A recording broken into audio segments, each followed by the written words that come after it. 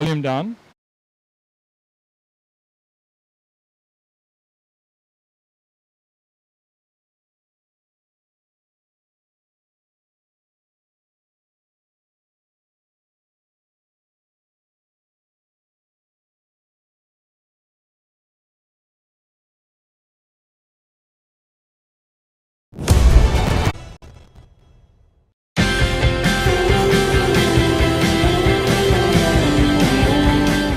Welcome to the DHL National Lifesaving Champs of South Africa. I'm David Mocker. We're standing here on Kings Beach in Nelson Mandela Bay, and this is going to be a one-week contest of lifeguards from across the country of South Africa. They've come together here to meet, to compete, to commune, and to celebrate what it means to be a lifeguard. What you're going to witness this week are all the skills that these voluntary lifeguards need to be able to save a life in any situation, any kind of water in the country. When people are in trouble, our lifeguards are going to come to the rescue. That's what it means to be a lifeguard. That's what you're going to see this week is all the skills they need as they compete, from swimming to paddling to simulating rescue events. Our lifeguards are going to show you what it means to go out and save a life.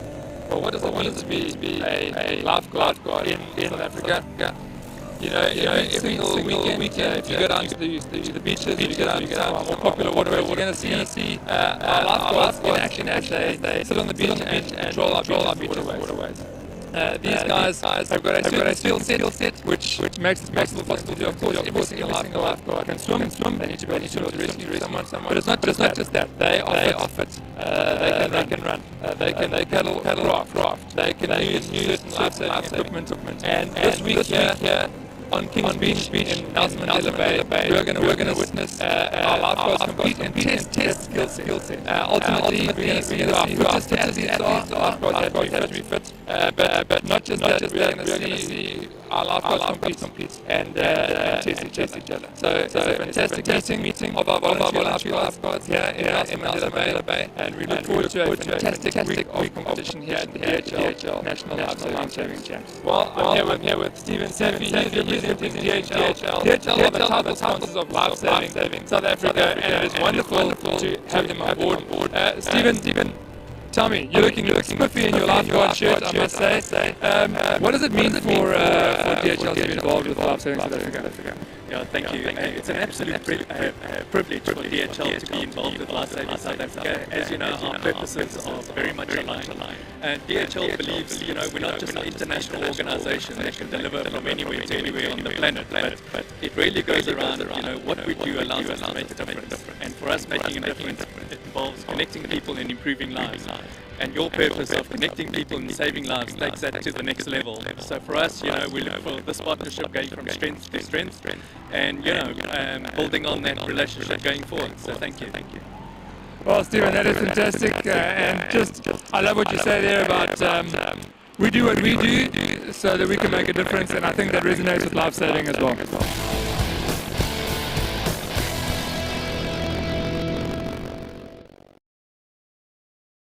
Live on Kings. Welcome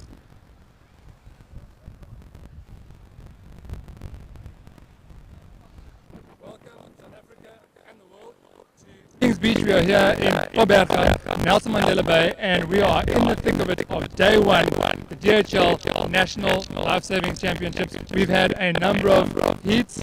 We've had a number of heats running today, and now we are into some of our senior men's and senior ladies finals.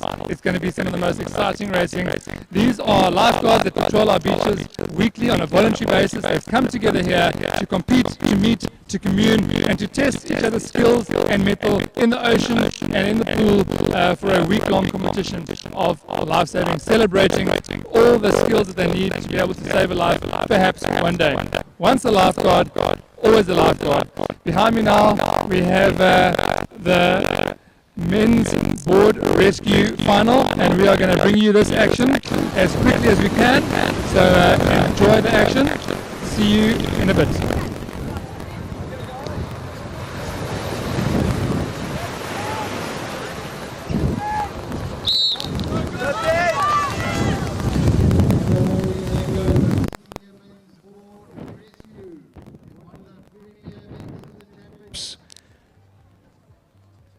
good start by all the swimmers, duck diving and diving through the shallow water. Here comes a little bit of a wave. They've got the strong wind helping them to get out. Quite a few of our swimmers in wetsuits. Well, Stanford, this is a true life-saving event, a simulation event. This is a racing patient, which means the patient races out to the cans. It's a drag race of a swim. It's about, I would say, about 200 meters, maybe 180 meters out to that can. And right now, I can tell you there's nothing in it, but we're not allowed to say a word because our board paddlers, who are the rescuers, they are the ones who need to pick up when that swimmer gets there. And I can tell you right now, Llandudno have got their eyes on the gold here.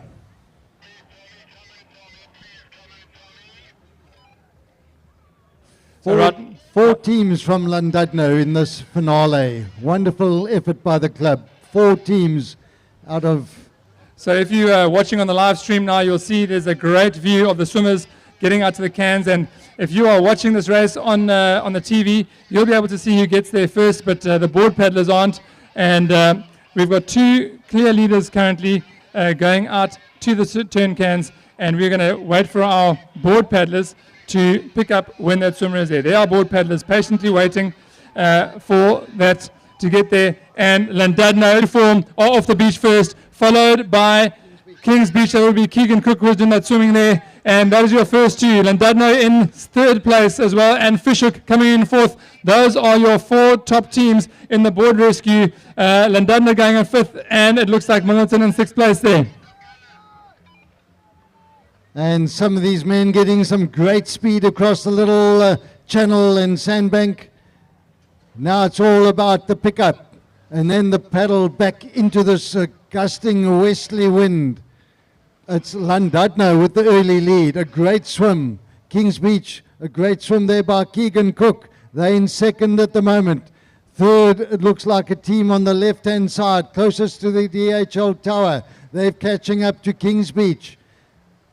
It's now the pickup. They turn from left to right. Very technical turn there, and you got to do it behind the can. That has to happen behind the boys. Llandudno, A team turns first. Kings Beach have lost the position now. Llandudno are now 1st and 2nd, and it looks like the 2 Llandudno teams are now in the lead here, with Kings Beach fighting for a 3rd because Fishhook have caught up to Kings Beach now. And this is a drag race to the finish now, pushing hard into the wind. Look at that Llandudno team pushing for the line there. Fishhook have got a little swell behind them. They've virtually got their arms going in unison. They are paddling away from the rest of the field. This is all to do. Fishhook want Llandudno want the gold medal. They're going to be onto the sandbank very shortly. There's a little swell coming up behind them. That's Calvin Amore and Rob Tweedle.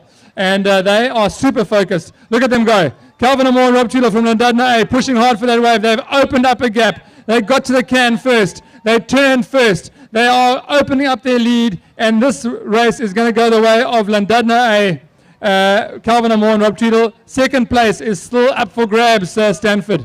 Yeah, and looks like Fishhook or Kings Beach are holding on to a slender 2nd. Here comes Fishhook. They've passed the Llandudno team. The wave building up a tiny, tiny wave that might change things up. Keegan Cook and Robert Clark are going to hang in here. They're going to hang in for a silver. Here comes a bit of a wave. This might change things up a little bit.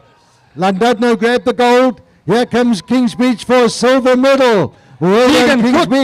Keegan Cook and Robert Clark are going to take the silver medal, and Fishhook have fought their way back from 6th place to get the bronze. Well done, Fishhook. A great finish. Shane Hout and Jaden Vessels taking the silver medal there. Well, what a race there.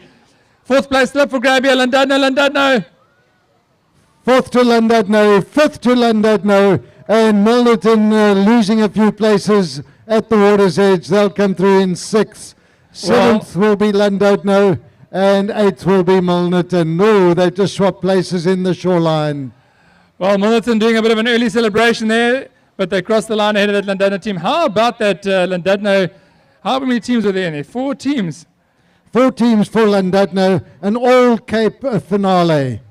Well, Llandudno certainly take the board rescue seriously. They've got an event down in the Cape called the Rescue Classic, and the board rescue is one of those events. What an incredible race there by Llandudno A. Taking the win there, Calvin Amore and Robert Tweedle. Keegan Cook, great swim by him from Kings Beach to put his team in the lead there. And we are now going to cut back to some live stream action. This is all happening on the live stream, so if you're watching the live now, you can see the scenes here from after the board paddle, the board rescue race. See the Llandudno teams congratulating each other. We're going to go and have a few words with our winners. So if that team from Llandudno can come and meet us, and we're going to do a little interview there.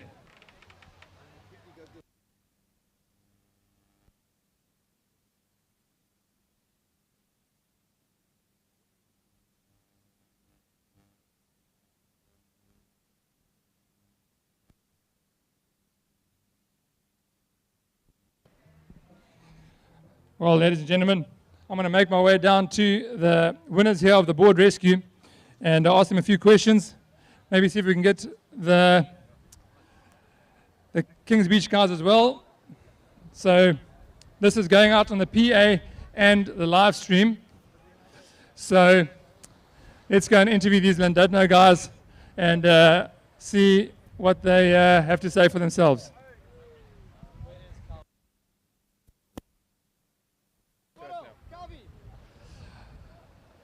All right, so let's see if we can go find those Llandudno guys. Here we go. Our champions from Llandudno, where are they? Let's get the whole lot in here. Where's our champion god? Now we want the whole Llandudno crew. That was quite a good showing there. Right, standing here with Rob Tweedle and Calvin Amore, our Llandudno champions for the open male board rescue. And got to say, what a showing. Tell me what was going through your mind in that swim out to the can. Sure. I just wanted to get out as hard as possible. I know my starts are pretty good, so I focused really hard on just getting through a couple potholes here and a bit of bump. I knew if I got that proper, it would be a good race. So that was my focus, just to get to the can, have a breather, and then pump it all the way in. So who do you think was your biggest competition? I mean, obviously you guys had your eyes on the Kings Beach guys. What are you thinking about that? Yeah, I think in the heats leading up to it, we were still pretty conservative. So it was interesting to see where the other teams stood. But it was, yeah, we were nervous. But when I saw Calvin start, I was like, I think we got this. So it was just a case of maintaining. Right, so let's hear from one of the other Llandudno guys. What about Al Shefi here? And loving the facial attire, boys. I can see a theme coming through here. Tell us, why were there 4 Llandudno teams in the board rescue final? Yeah, I think we come from a surfing background, so Llandudno is obviously a beach with a lot of where surfing and lifesaving coexist, and I think it just leads to a slightly different stroke. We're all quite light. So, excepting Johnny, he's huge. So, putting 2 guys on a board together, you've got the speed coming back, especially with a bit of offshore. Well, congratulations to Llandudno. Lovely to see what's happening up there. Do you guys want to give us a bit of a Llandudno cheer there? Llandudno! Can we have a whole yeah? Whole yeah! All right. Well, you just heard from the Llandudno team, and there are 1 or 2 events that the Llandudno club takes seriously, and the board rescue is one of them. You're going to see them in the long run as well, I'm sure, and the board races. But that was the board rescue senior final. Let's carry on with some of the action on the beach.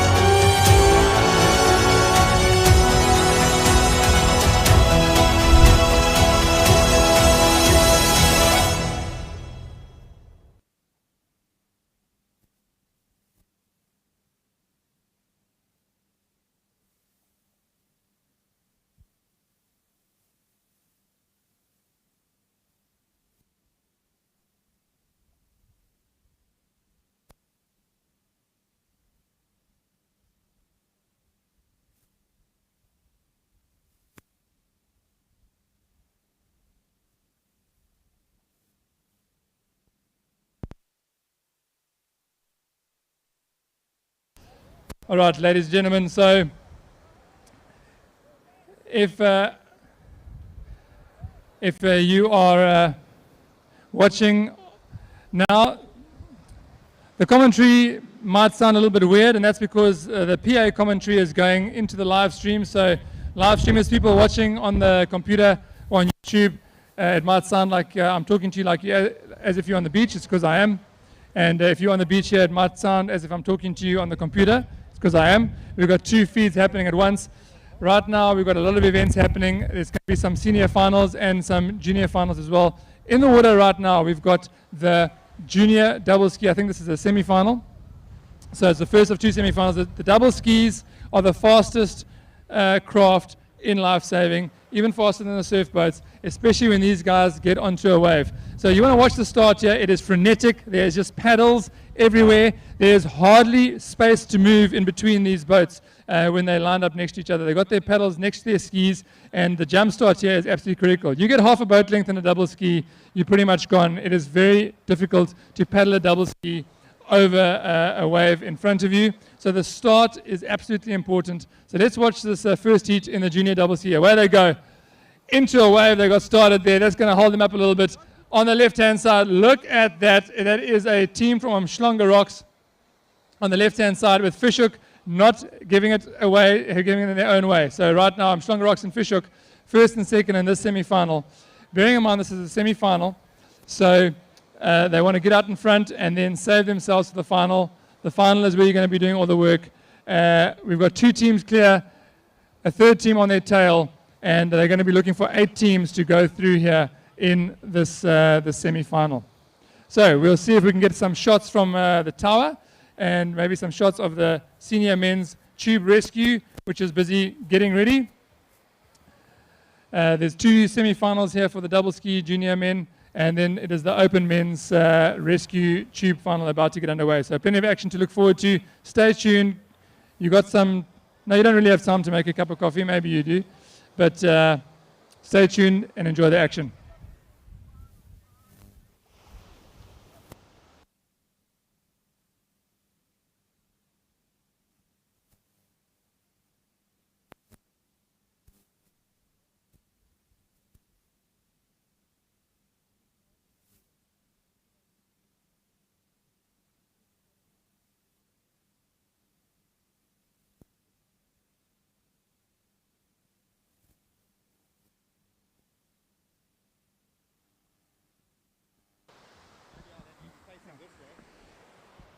Well, ladies and gentlemen, if you are around, the only thing that is actually happening right now is a junior men's double ski semi-final, so you might as well come and watch it. And they have turned the top turn cans. A little bit difficult to see here from the level of the water what's happening out there, but what I can tell you from experience is that going around those turn cans and that apex can especially is it's hard going. This boat has got a high beam. It's got a very lot of volume in the front. Turning that boat back into the wind, back to the beach, takes a lot of hard work. There's a big turning circle. You can see the skis out the back.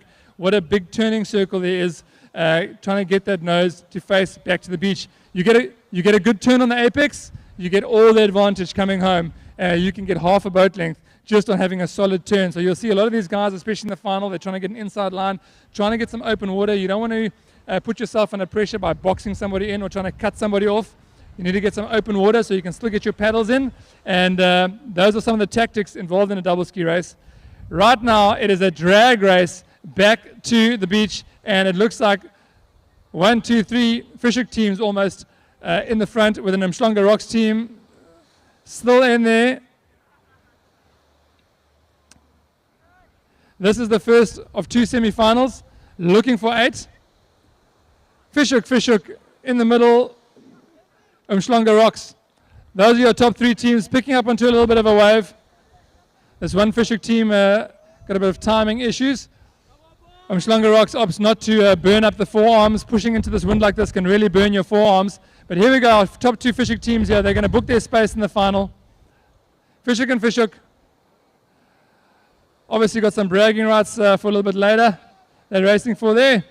And they've booked their spots in the final. Fishhook, Umhlanga Rocks. Coming across the line there. Here's Clifton, another Fishhook team. That's 5. Here comes Kings Beach and Pirates.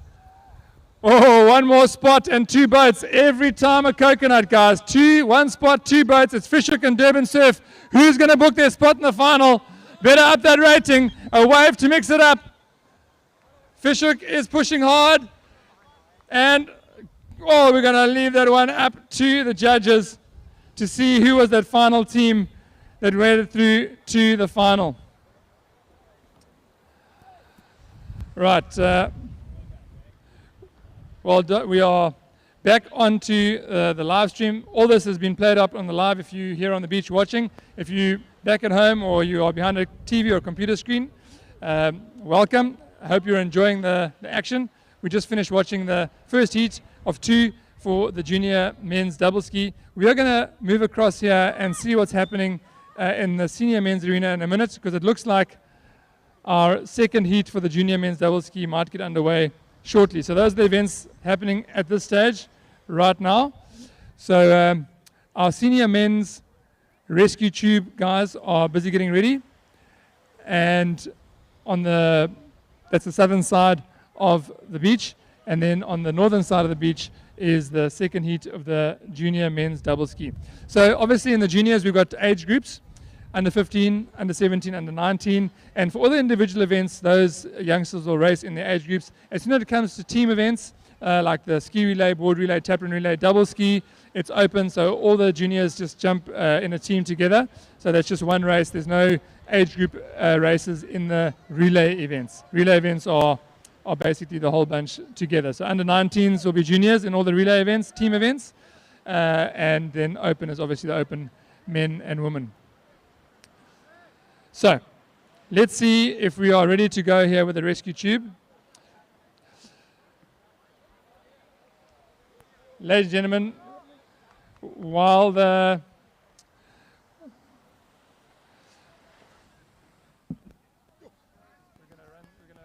commentate the rescue tube now. Senior men's rescue tube, over.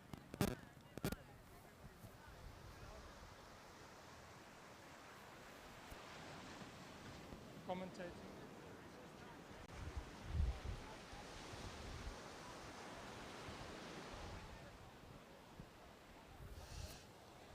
Right, I am waterside. I am standing on the edge of the water here and watching the scenes here for the men's rescue tube final. Getting ready. On my phone, and I've just picked up the senior males rescue tube.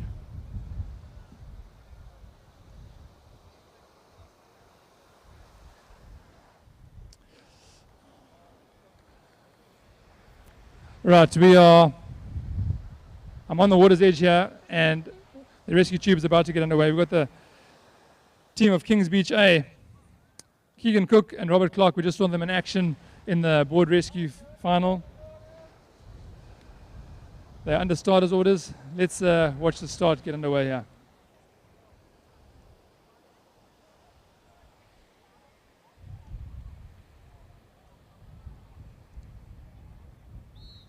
Well, away they go, our racing patients. This is a racing patient. Look at them all fall in that pothole there. Just caught a few of our athletes off guard today already. In the middle of the beach, I've got to tell you that it is Luke Chucky Nisbet. He is definitely going to be one of our favorites, that team of Pirates A. Luke Nisbet is swimming for Luke Swinney, who's going to be his rescuer. This is a racing patient, which means the patient's got to race up to the back, got to touch the can and put up his hand. The rescuer's got to see him put his hand up, run down to the water, strap the rescue tube on, put the flippers on, race out to the patient, clip the patient into the rescue tube. That's got to happen behind the boys. They can't do it in front of the boys or going around. They've got to be behind the cans, clip in their patient, and then start pulling it back. It is the one event where the patient works doubly hard. They've got to race out to the back, get there as quickly as they can, and then they've got to motorboat it back on their back, backstroke kicking. It is a brutal, brutal event. Back on their back, backstroke kicking. It is a brutal, brutal event for the patients. And also, there's 2 carriers on the beach waiting for that patient and that swimmer to come back. A lot of things can happen in the carry-up. Last year we saw a big upset, Tix taking the win in the rescue tube. They are back in the final here. They want to defend their title there. and everything to race for here in the rescue tube. So right now, our patients are making their way out there to the turn cans, or the indicator cans. I'm not going to say a word from now on, because our rescuers have to pick up who gets there first, second, third. Well, look at that. Excellent swim there by that Clifton team. What a swim. Pirates are favorites coming in third place. Look at that porpoise diving by is that Milton? Look at that across the sandbank. That is one for the books. A lot of the guys not doing that. They're putting on their flippers in the gully. But the team on the far side there, the Milton A team, that is John Jones, our swimmer. What a tactical move there, running as far as he can. He has opened up 2 body lengths on Clifton. Clifton's now swimming. He's still got to put his flippers on, but he's got his flippers on. Milton A have done an absolute winner here, waiting as far as they can to get a body length on Clifton. It was the Clifton A team of, let's see who that is. Yeah, Tanner Garil and Avron Manchester. Avron Manchester, what a great swim there by Tanner Garil. So right now, Milton and Clifton setting the pace here. Let's see how that Pirates team does. Luke Swinney is swimming out to go and pick up Luke Nisbet. Luke Nisbet is a former national team captain, a world champion. He needs no introduction in the surf lifesaving world in South Africa. So this rescue tube race is definitely one for the books. Ladies and gentlemen, if you are watching this, there is definitely something to watch here. That Milton team is holding their lead. I can tell you, that right now. Clifton trying to hang in there, and they are getting to the turn cans. This is where it gets critical. Clipping your patient, and you've got to do it as quickly as possible, but you have to be deliberate. You've got to almost slow down and then pull back. Right, Clifton is at the cans. They've clipped in, and they're on their way back. Clifton A is on their way home, looking for a title in the rescue tube. Milton has got caught up. Milton got caught up on the can there. That's cost them a bit. That's cost them 2 or 3 meters. Now they're pulling hard. Look at those patients. Absolutely motorboating. Those patients are kicking as hard as they can to try and get the momentum up, try and put the least amount of pressure or strain on the rescuer. So they're trying to make sure they're trying to keep that line slack. Right now we've got 2 clear leaders here. Well, definitely the Clifton team in the head. Milton still hanging on to a silver there, and then nothing in it for the bronze medal. Ladies and gentlemen, get yourself down to the rescue tube arena, to the senior men's arena, because there is a race on here. We haven't seen much from the Tix team, but I can tell you right now that the Tix team has pulled themselves back from about a 6th position to a joint 3rd position, and maybe even higher up than that. So Tix, do not write the Tix team off. Tix is charging hard. Middle of the beach, Fishhook A, Shane Hout and Bruce Abrams. That is going to be one for the books for sure. Bruce Abrams, a former flags champion. Look at our carriers. What is the tactic here now, ladies and gentlemen? Do you wait on this side of the gully? Do you go across to the sandbank? They've all gone across to the sandbank. They're going to have to porpoise dive and wade across the sandbank. It's going to be deep water in the gully. They're going to have to pick up their patient on the water's edge, and it's going to be a run across the line. This is going to be one for the books. Milton has come back into the lead. What a swim. What a swim by that Milton swimmer, John Jones it is. An excellent swim. Back into the lead. Milton is there waiting for them, but they're waiting a bit shallower. Look at that.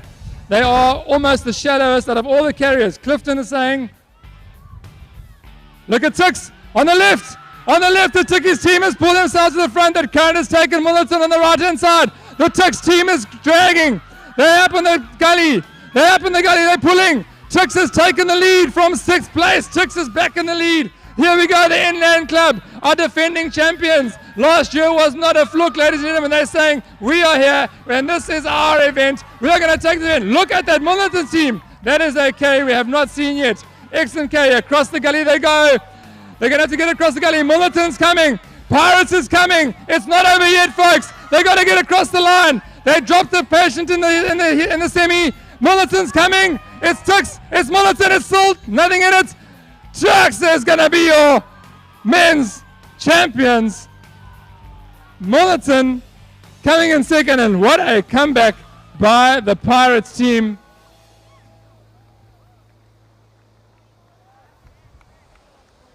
Brad Pierce, one of our carriers there.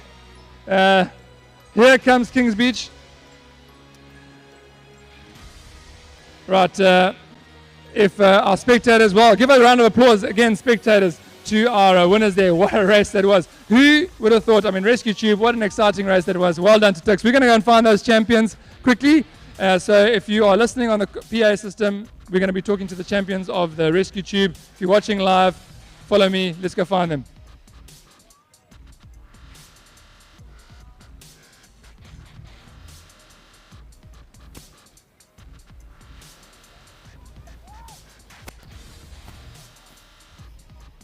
Right, our Tix team is just busy celebrating on the water's edge.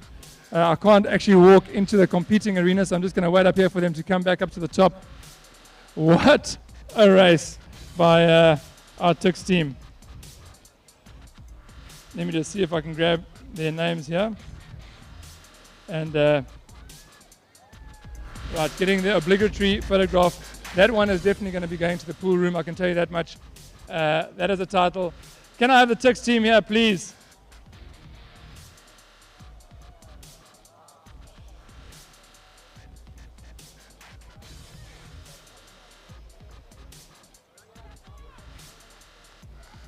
Okay, guys.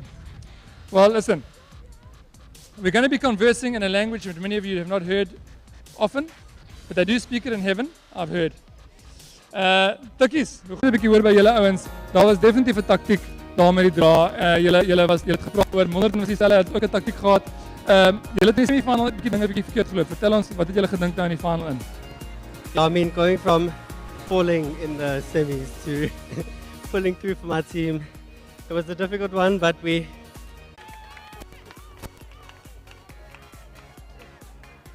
Well, ladies and gentlemen, it looks like my co-PA commentator is back in the tower, so we're going to hand back over to Stanford.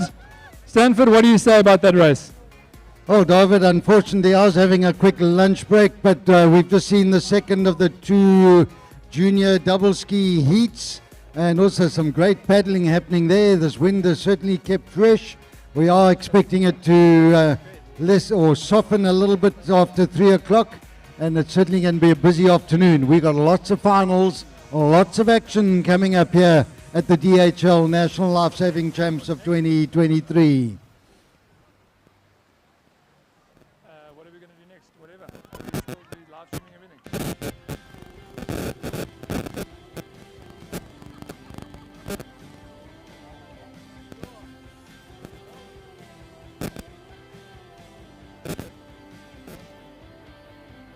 The men's sprint final.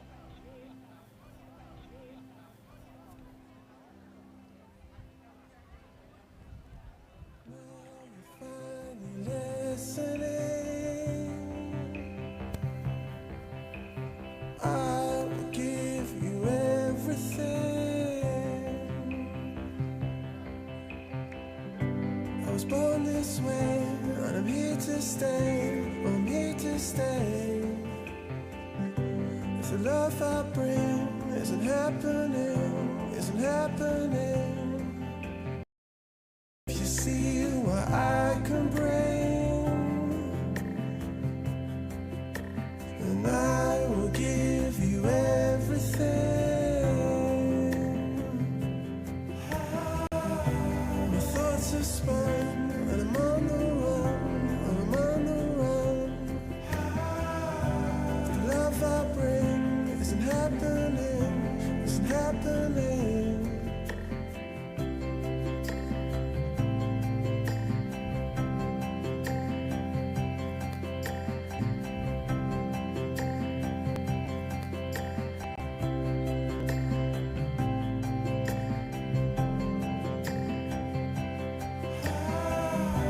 My thoughts have spun, and I'm on the run.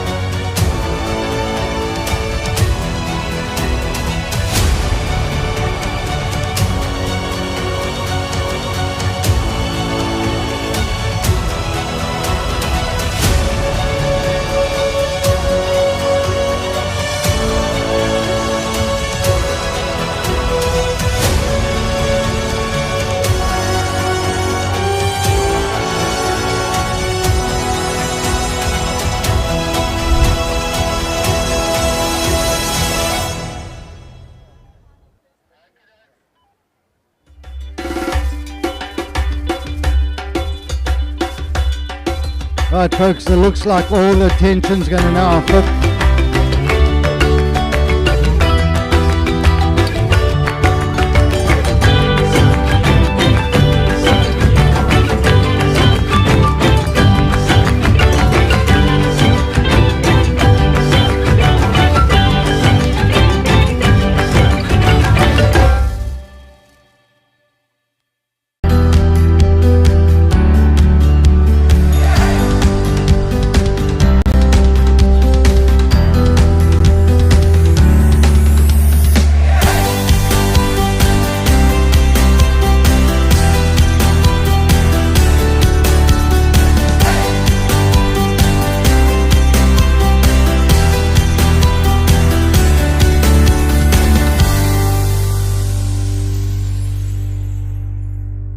Hello you beautiful people. Now summer holidays are finally here and we at DHL Lifesaving SA wanted to remind you of a few water safety tips so that you can enjoy the very best summer.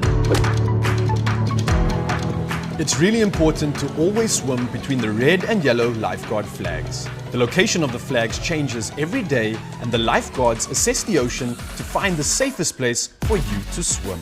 These flags help you avoid dangerous areas such as endless seas calls out to your soul, flowing with wondrous creation and dreams come alive. Where your mind's eye could never imagine the beauty to be found in the depths of the sea, or the shores of the bay where your footsteps lead to lifelong bonds, where you cast your spoons and float in sparkling waters. The sound of the air gliding against your skin as your footsteps lead you to new trails that lead to new kingdoms, where you walk with giants in the company of royalty and capture new patterns. Where there's freedom to try and chase the wind, knowing that the dunes will catch you if you fall, leading you to rivers. A source of fuel for the inventive and imaginative transit to paths of history whose rhythm tells of an electric culture that is the story.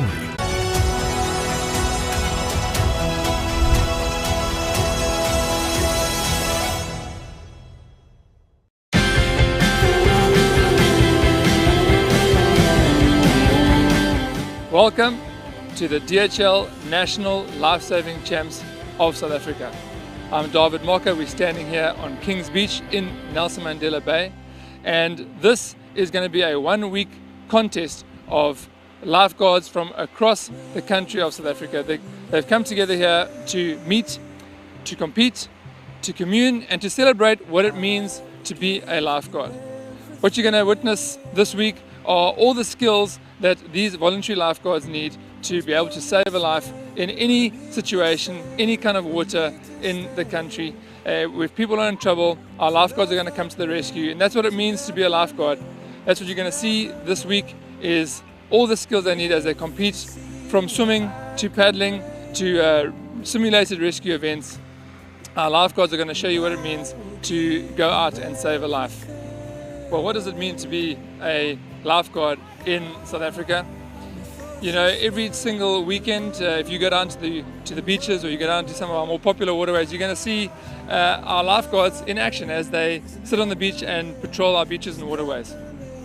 These guys have got a certain skill set which makes it possible for them to do. Of course, every single lifeguard can swim. They need to be able to swim to rescue someone. But it's not just that. They are fit. They can run. They can paddle craft. They can use certain life-saving equipment. And this week here on Kings Beach in Nelson Mandela Bay, we are going to witness our lifeguards compete and test that skill set. Ultimately, we're going to see who our fittest athletes are. Lifeguards have to be fit. But not just that, we are going to see our lifeguards compete and test each other. So it's a fantastic meeting of our voluntary lifeguards here in Nelson Mandela Bay, and we look forward to a fantastic week of competition here at the DHL National Lifesaving Champs. Well, I'm here with Stephen Safi. He is representing DHL. DHL are the title sponsors of Lifesaving South Africa, and it is wonderful to have them on board. Stephen, tell me, you're looking spiffy in your lifeguard shirt, I must say. What does it mean for DHL to be involved with Lifesaving South Africa? Yeah, thank you. It's an absolute privilege for DHL to be involved with Lifesaving South Africa. As you know, our purposes are very much aligned.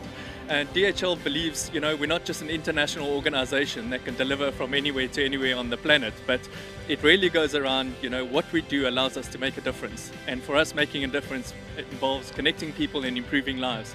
And your purpose of connecting people and saving lives takes that to the next level. So for us, we look for this partnership going from strength to strength and, building on that relationship going forward. So thank you.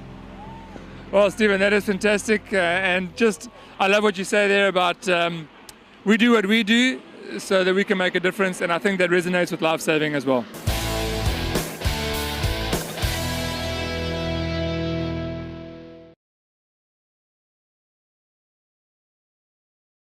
Where's your colored vest?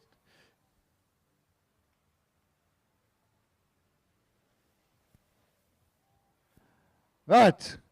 Gentlemen, we'll call you out and we'll get you to start walking down. Ladies and gentlemen, closest to the ocean, in lane 1, Balumkom Tutu from your host club, Kings Beach.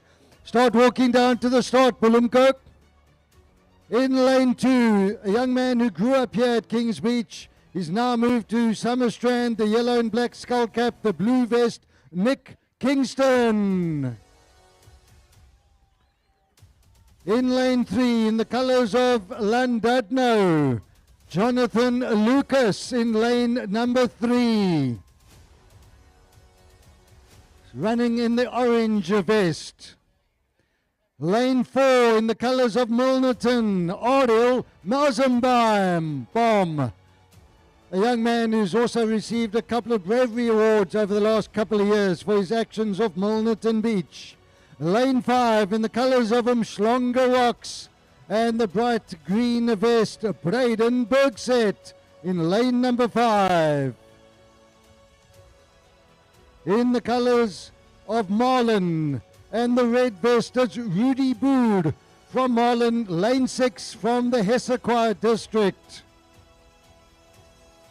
Lane 7, in the colours of Clifton, it's Josh Langdon in the royal blue vest. Lane 8, on his home beach, it's Lunda Kuchle Nompula in the pink vest for Kings Beach. And closest to the tents, in the colours of Clifton, in the purple vest, it's Samuel Boyson. Well, Stanford, these guys have worked hard to get to this point, and this represents months of training. Some of these guys had some disappointments last year, but here they are in the final, ready to race it out. And strap yourselves in, spectators. It's going to be over before you know it. It looks like there's a bit of respite from the wind all of a sudden, just in time for the speed sprint to happen, Stanford.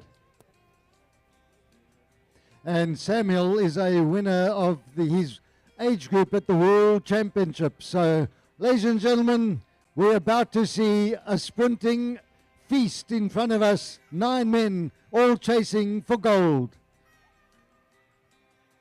They'll soon be under starters' orders. They're checking out their track. It's wonderful and flat and smooth. The clean sands of Kings Beach.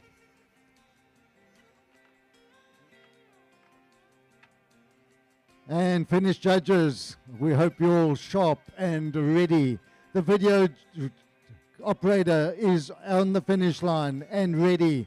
We'll call it as we see it. The official result obviously comes a little bit later when they've identified the top 3 placings. But, ladies and gents, we're going to now witness the men's beach sprint title of 2023, and they now come under starters' orders.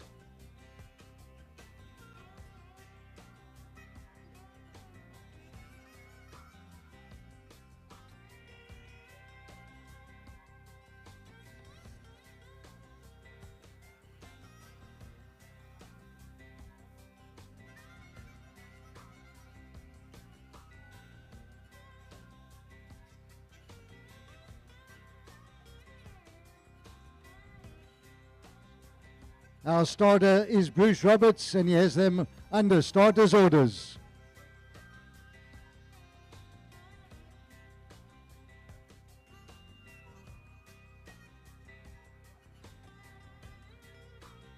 It's a good clean start for our men, the 9 men in the Beach Sprint Championship. Here comes Nick Kingston in blue. On the far side is Samuel Boyson. It's going to be Samuel Boyson winning it. Samuel Boyson wins it.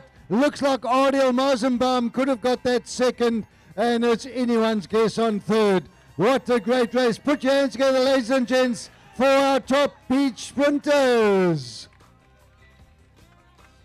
Well, Stanford, what an exceptional race that was there by our runner Samuel Boyson. Bit of a slower start, but just pulling ahead here near the second half of the race. Obviously going to leave it to the officials to decide what happened there at the last minute, but that was one of the closest beach sprints, certainly for the second, third, fourth positions that I've seen in a long time, Stanford. And now it's an intense huddle in the middle of the sprint track. They've got to get it right because they know there's also video to fall back on.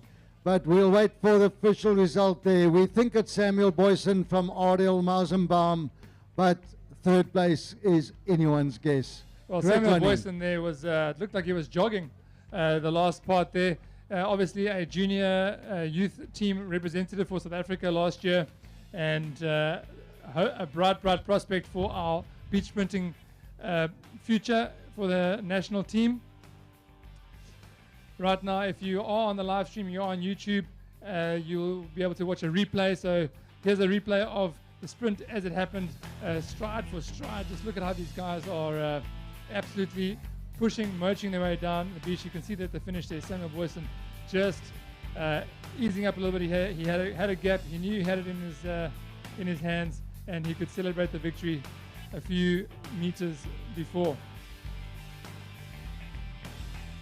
David, we saw an excellent start by Nick Kingston. At one stage, he looked like he was the leader of the pack until around about the 30-meter mark, and then they all just exploded into action. But the huddle continues, and you'll hear the cheering when our officials move over towards our runners and hand them their disc. Yes, Stanford. So back onto the beach here. We are just waiting for our officials to decide what happens.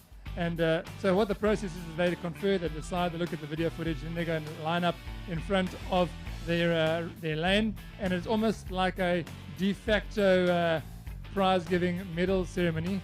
Looks like they need to just check something on the video there. So, well, folks, it's our our sectional referee, Renee Vrahimis, who's in charge of the senior men's arena, and she's gone across, I think, to check with the video footage just to probably confirm what their placings are, and then we'll have some news for you. There will be lots more action coming onto the sprint track in a few minutes, because our ladies all down in the marshalling tent, the big red DHL tent at the southern side of the sprint track, and marshalling now will start for the ladies, and they of course have a lot of action on the sprint track with the beach relays.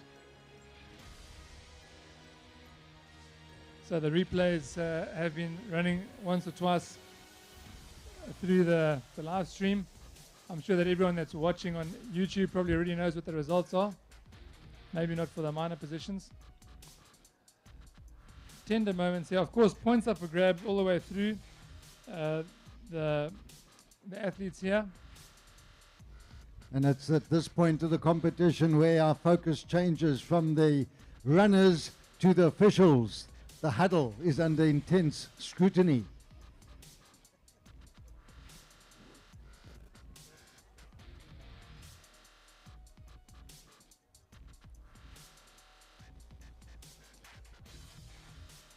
So ladies beach relays will be marshalling shortly. And that'll be all the age groups as well as the seniors. Open and junior beach relays coming up next, and then they'll move back to the water for the Iron Women, and then we'll go into the ski relay heats, followed by an afternoon of finals for our junior and senior ladies. Well, these men are jittery on the finish line. They've done their efforts, they've done their sprinting, they've trained hard. We'll soon have a result. Well, Stanford, the live stream viewers now have the privilege of watching another replay there of the beach sprint. So if you got that in front of you, I can't see, I don't have the screen in front of me, but here's a replay of the beach sprint as it happened, blow by blow. The start, that early lead by Nicholas Kingston, and that lasted well into the first third of the event. Slowly but surely, Samuel Boyson starting to streak ahead there, and Ariel Mousenbaum with a strong finish there as well. So on the replay, you can see how that turned out. Ladies and gentlemen, you can go to the YouTube channel this evening as well. All this footage will be available there still, so you can scroll back and go and find the exact moment. You'll need to do a bit of mental maths, try and find that timestamp, and you can scroll back and you can just re-watch some of this action. And some of the nice things about having this live stream is that you are able to re-watch it after the fact.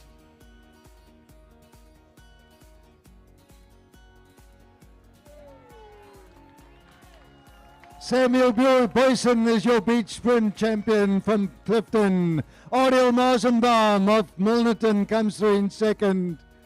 And in third place, the early leader, Nick Kingston of Summerstrand. Fourth place, Braden Bergset of Umhlanga. Fifth place is the young man from Kings Beach. Sixth will be Marlon. Seventh, Llandudno. Eighth will be Kings Beach, and ninth will be Clifton. Well done to all our men. Well done, Samuel Boyson, your beach sprint champion for 2023.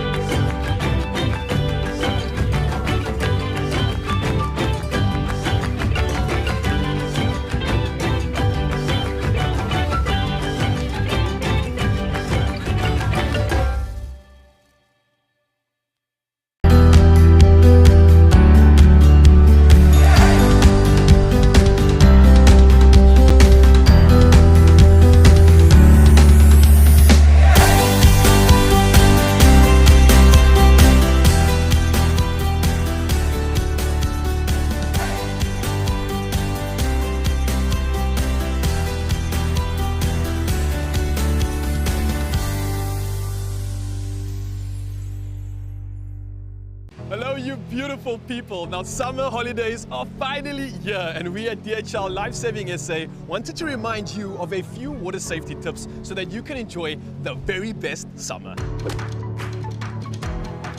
It's really important to always swim between the red and yellow lifeguard flags. The location of the flags changes every day and the lifeguards assess the ocean to find the safest place for you to swim. These flags help you avoid dangerous areas such as rocks and rip currents. Here are some signals that a lifeguard might use. This means move over to your left or right. This means out of the water. And this with a black shark means there's a shark in the water. If you get into trouble, don't panic. Simply wave your hand above your head to get a lifeguard's attention and they will immediately run into the water to assist you. Knowing how to use these hand signals will help keep you safe in the water. Knowing how to use these hand signals will help keep you safe in the water this summer. The warmth of the African sun, a welcoming smile, where the oceans sound the call to the beginning of a beautiful day. The palpable promise of collecting priceless moments, where the legendary have given their name, and the iconic in the depths of the sea, or the shores of the bay where your footsteps lead to lifelong bonds, where you cast your spoons and float in sparkling waters. The sound of the air gliding against your skin as your footsteps lead you to new trails that lead to new kingdoms, where you walk with giants in the company of royalty and capture new patterns. Where there's freedom to try and chase the wind, knowing that the dunes will catch you if you fall, leading you to rivers. A source of fuel for the inventive and imaginative transit to paths of history, whose rhythm tells of an electric culture that is the story of this place. A rich heritage filled with beauty and pain, strength, adversity and resilience. A human experience full of color and tapestry that is this place. Its new smells, taste, textures and sounds.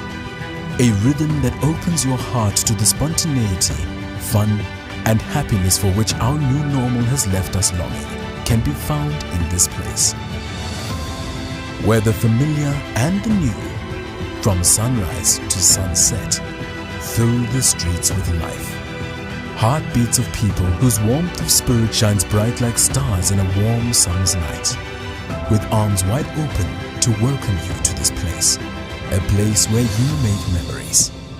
Nelson Mandela Bay.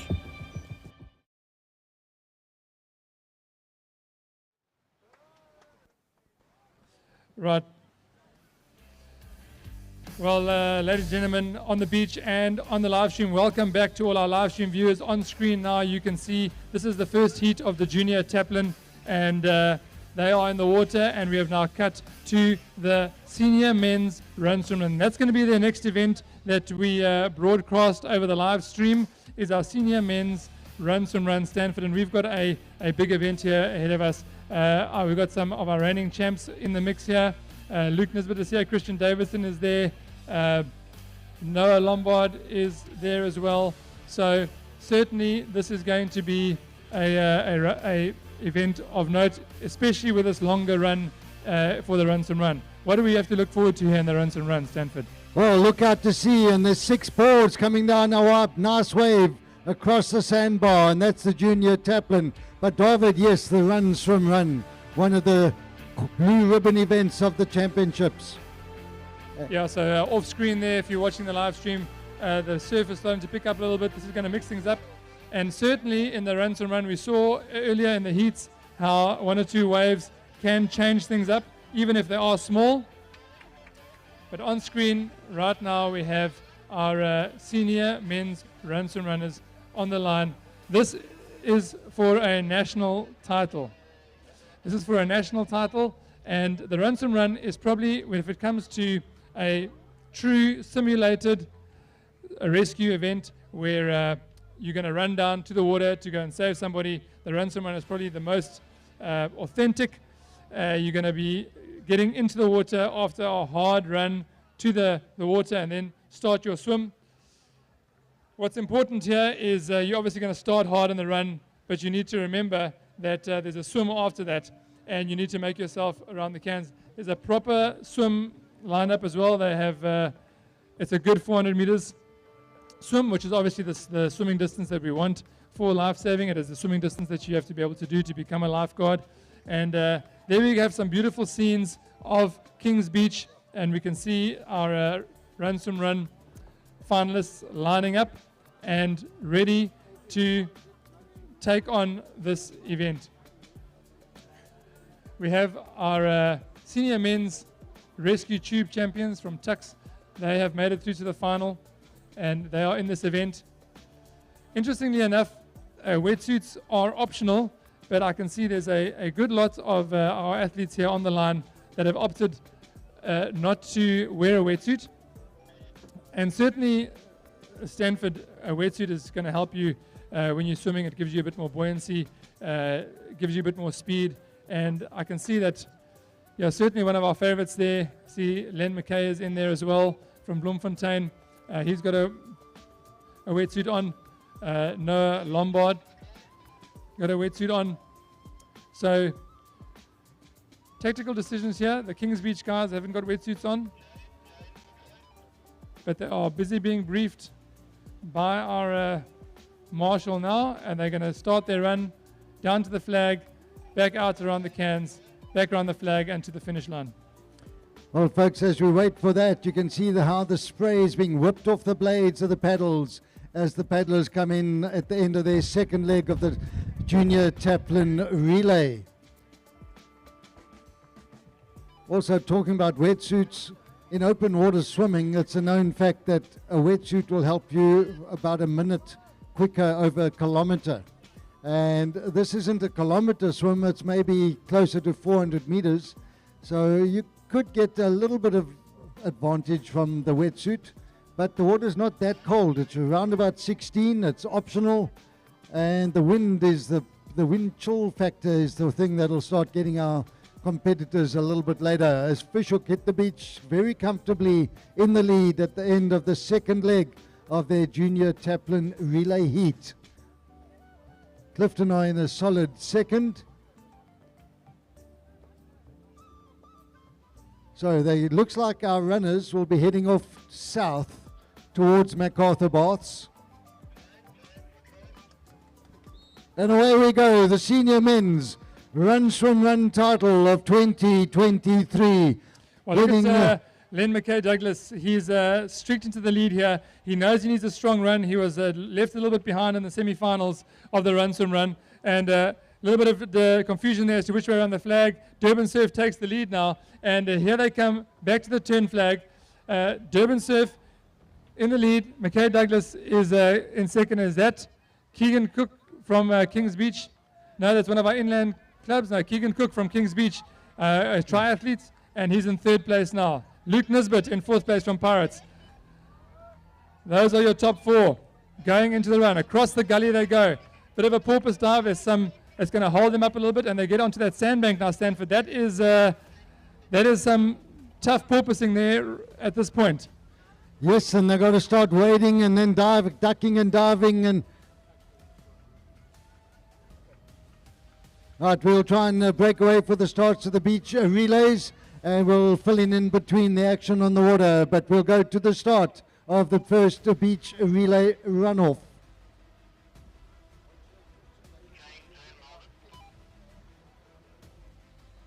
There we go, our beach relays, and looking at who went into the water, there's some good swimmers who are just off the top 5 at the moment.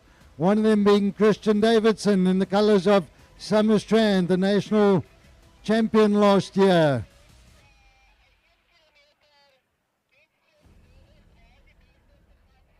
In this runoff of the beach relay, we'll just cast eyes to it every now and then as the men settle down in the senior men's run swim. Longer setting the early pace from Llandudno and Clifton and Durban Surf. Back to the water, and we can start seeing there's a Pirates cap that it's Len Douglas Mackay, I think it is, who's taken the lead, that distinctive white cap with a thick black stripe.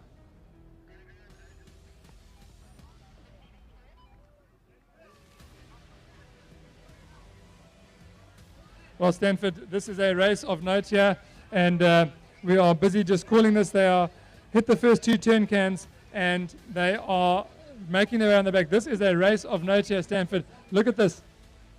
Our early leader, Durban Surf, not in there.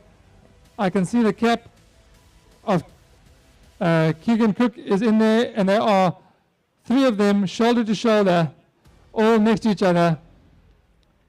We can see the Kings Beach cap now on second place as they hit across the cans. They are shoulder to shoulder, David. There's nothing in it at this stage. There's a Clifton cap in there as well. I'm going to say that is Noah Lombard. And we saw, didn't have such a good heat, but they have taken a diagonal line now back to the beach, just trying to get themselves across the swim arena, and then they're going to straighten up. So that is the tactic there. You come around that last swim can, you do a hard right-hand turn, try and get as quickly as you can to the middle of the swim arena, and then take a straight line back to the beach. It's going to be interesting to see what happens here in the wave zone. Because we and Luke Nisbet. It looks like our Luke Nisbet is on the right-hand side. They had an incredible swim. I call that as a Clifton cap. There was a pirate cap. That's Luke Nisbet. He is out of this wave that's coming onto the little sandbank. This every time a coconut. Luke Nisbet gets himself on, but he's next to Keegan Cook. This is going to be a race across the line here, Stanford, for the Ransom run. What a great body surf there. Luke Nisbet all the way to the beach. This man, like I said, can body surf. Gets a meter on Keegan Cook. He's up and running. He's picked up the flag. He's got to go around 2 flags here to the finish. We know Keegan Cook can run. This race is not over yet. Yep, we've got a national champion against a national triathlete. And they're going across the beach now. Luke Nisbet's got the gold medal in sight. Keegan Cook is second. And we're going to... Well, it's Tix is in here as well. Len McKay Douglas and the cap from Marine. But end up turning the flag now. Luke Nisbet is our leader. Keegan Cook is chasing him down. Can he close that gap? Luke Nisbet is on the hunt for yet another national title in the Ransom run. Here he comes, ladies and gentlemen. Put your hands together for Luke Chucky Nisbet from the Pirates Lifesaving Club. Once a pirate, always a pirate. Luke Nisbet, another Ransom run title. Keegan Cook come in second place. And then a strong finish for the third place from Marine. Fourth will be one of our competitors from Tux. Fifth will be a Fisher competitor. Sixth is the other Kings Beach competitor. Well, Stanford, I'm going to walk down to the water's edge and see if I can get a bit of an interview there with Keegan Cook and with our champion Luke Nisbet. Len Douglas Mackay comes through, followed home by... Yeah, Stanford, very interesting there, and definitely a little bit controversial is that Christian Davidson and Noah Lombard, both of them didn't start that race. I wonder if that's got something to do with being in the Taplin. So they didn't start that race, and two of them would certainly have been favorites in that event, and so they didn't start.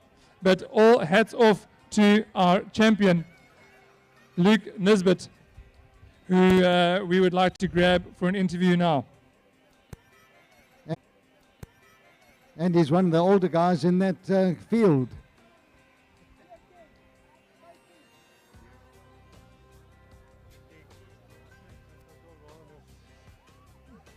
Right, so ladies and gentlemen, if you're watching the live stream, you'll be watching a replay of this unbelievable race by Luke Chucky Nisbet from Pirates. I'm standing here with him on the edge of the water, and I want to ask him what was going through his mind while he was doing that event.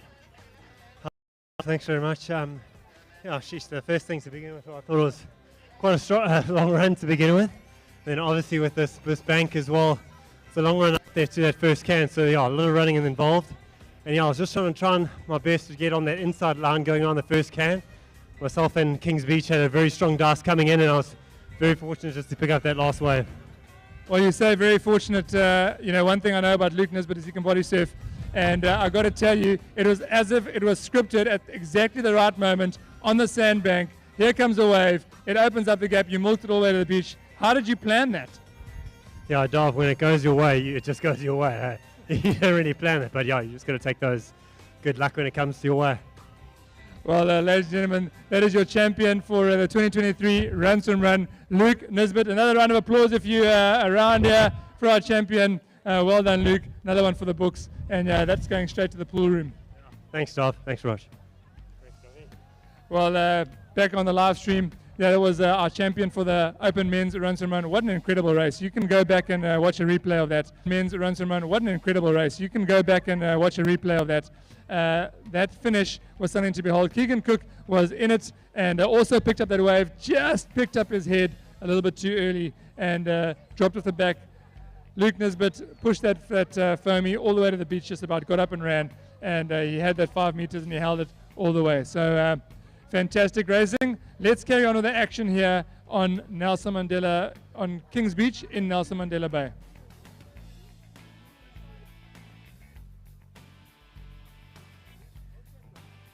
Well, wonderful to see Luke Nisbet back in top shape. And I'm sure we're going to see him winning a few more medals over the next 2 days.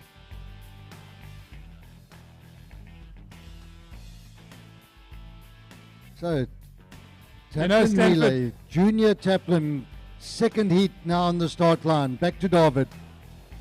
You know, Stanford, you really need to take your hats off for the caliber of athlete that Luke Nisbet is. It's not like there aren't any young stars coming through, and it was a little bit upsetting not to see Christian Davidson and Noah Lombard in that final. I would have loved to have seen how they race against the old guard there of Luke Nisbet. But we did have Keegan Cook in there, and we know that the man is a serious competitor, as well as our competitor from Marine there. So what a race that was, the Ransom Run final. What's next on the program there, Stanford? Well, in the senior men, it's only the beach run to conclude their day's championships. So the senior men have had a nice quick day, and as far as I can see, it's just the beach run, and that'll be a straight final, and it's a 2K beach run on the finest beach in South Africa, and that'll conclude the senior men's events for day one.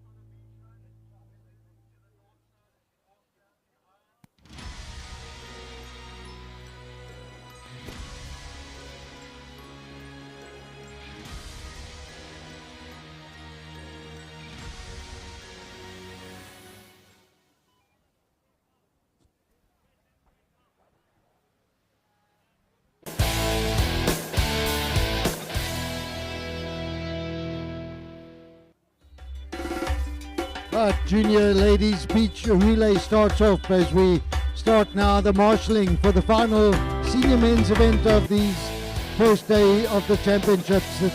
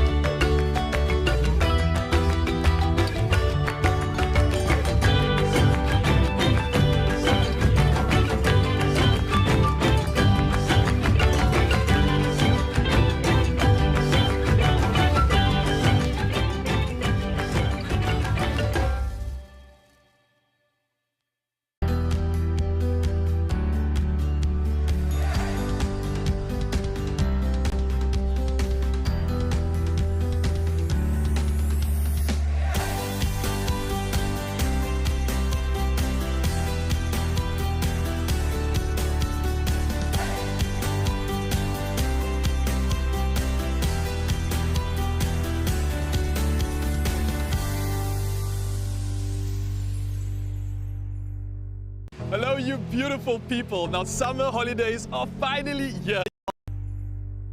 Hello, you beautiful people. Now summer holidays. It's really important to always swim between the red and yellow lifeguard flags. The location of the flags changes every day, and the lifeguards assess the ocean to find the safest place for you to swim. These flags help you avoid dangerous areas such as rocks and rip currents. Here are some signals that a lifeguard might use. This means move over to your left or right. This means get out of the water. And this white flag with a black shark means there's a shark in the water. If you get into trouble, don't panic. Simply wave your hand above your head to get a lifeguard's attention, and they will immediately run into the water to assist you. Knowing how to use these hand signals will help keep you safe in the water this summer. The warmth of the African sun, a welcoming smile, where the oceans sound the call to the beginning of a beautiful day. The palpable promise of collecting priceless moments, where the legendary have given their name, and the iconic lay claim to it as home. It is the beginning of the African adventure for which you've been longing, beckoning you to boundless discoveries of this place. A place where nature conspired to give you adventure, where escape in endless seas calls out to your soul, flowing with wondrous creation and dreams come alive. where your mind's eye could never imagine the beauty to be found in the depths of the sea, or the shores of the bay where your footsteps lead to lifelong bonds, where you cast your spoons and float in sparkling waters. The sound of the air gliding against your skin as your footsteps lead you to new trails that lead to new kingdoms, where you walk with giants in the company of royalty and capture new patterns. Where there's freedom to try and chase the wind,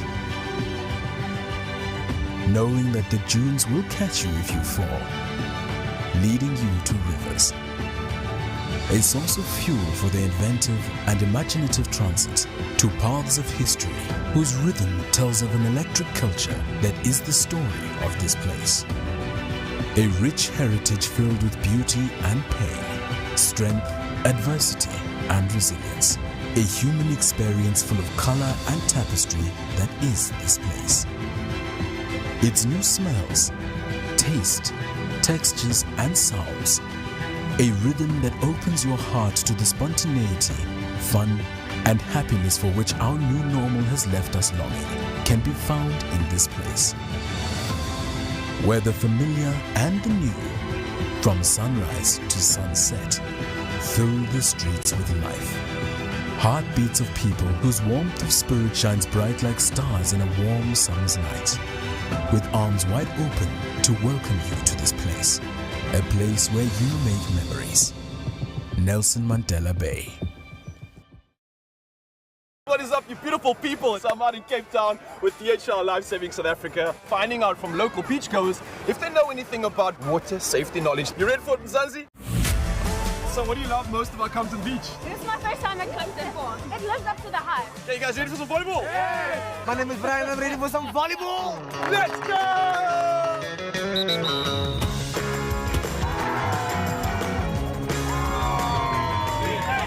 Let me sort you out, brother. Oh, thank you so much. That's for you. Oh. What do you think we should do if you need help? Scream it, help! Wave your hands up. You see someone in the water and they're in difficulty. Go call a lifeguard. Get people aware that, okay, somebody needs help. How do you know where it is safe to swim? In between the flags. Red and yellow flags. Lifeguards can save your life.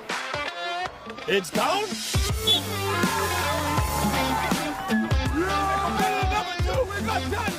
Respect the ocean, listen to your lifeguards. More than anything else, bring a lot of cheers!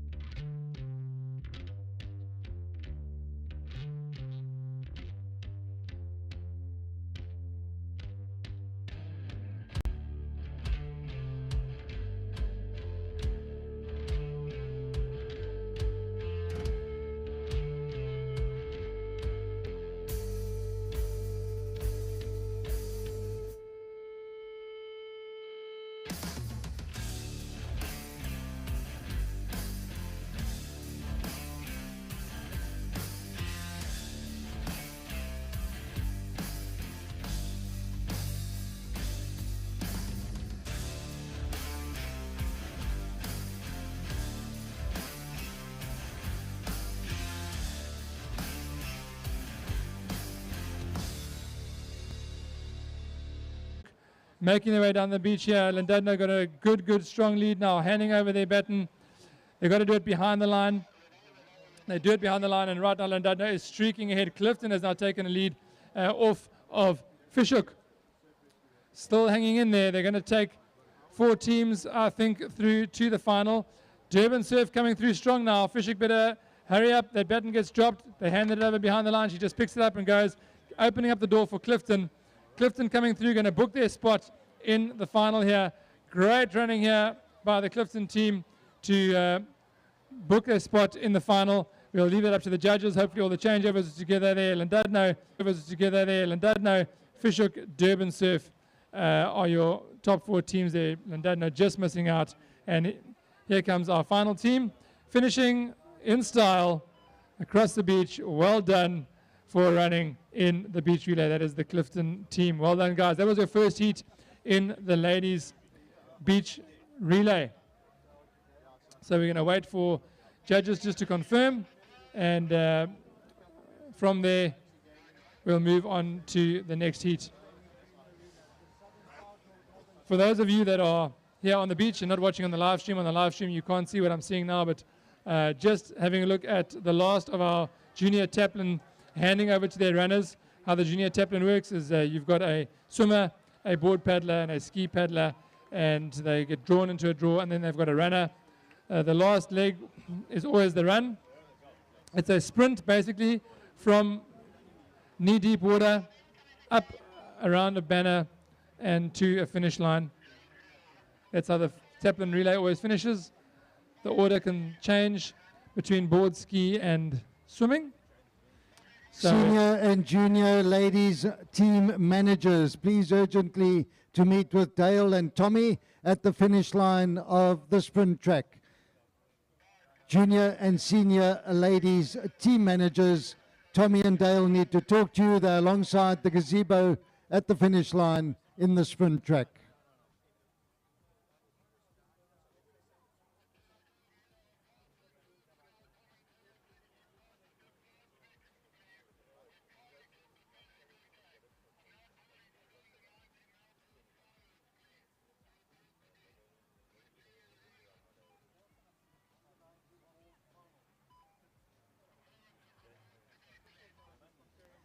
Under 19 men's board finalists, please report to the marshals in your arena. Under 19 men's board final now marshalling.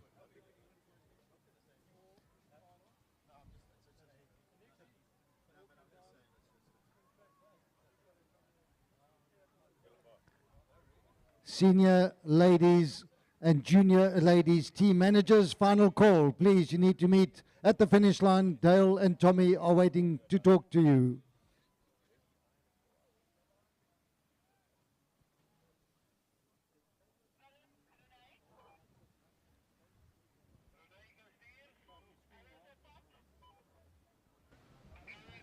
Well, Stanford and viewers watching online, off screen now, all our spectators on the beach can see, but lined up on the water's edge now is the men's long run. It's the final event for the senior men. I saw Keegan Cook walk his way down there, and if you want to be competitor of the event, you have to score in beach events as well. You need to be able to score in the flag sprints, relays, something like that. You need to score points there, and as a triathlete, I think he's got his sights set on this event.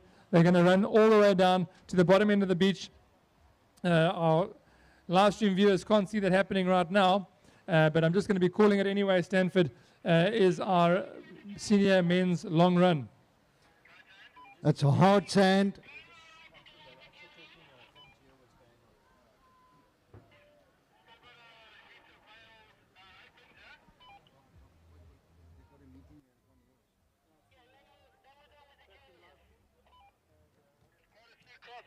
But I'll marshal as much as I can in the meantime. Okay, thanks.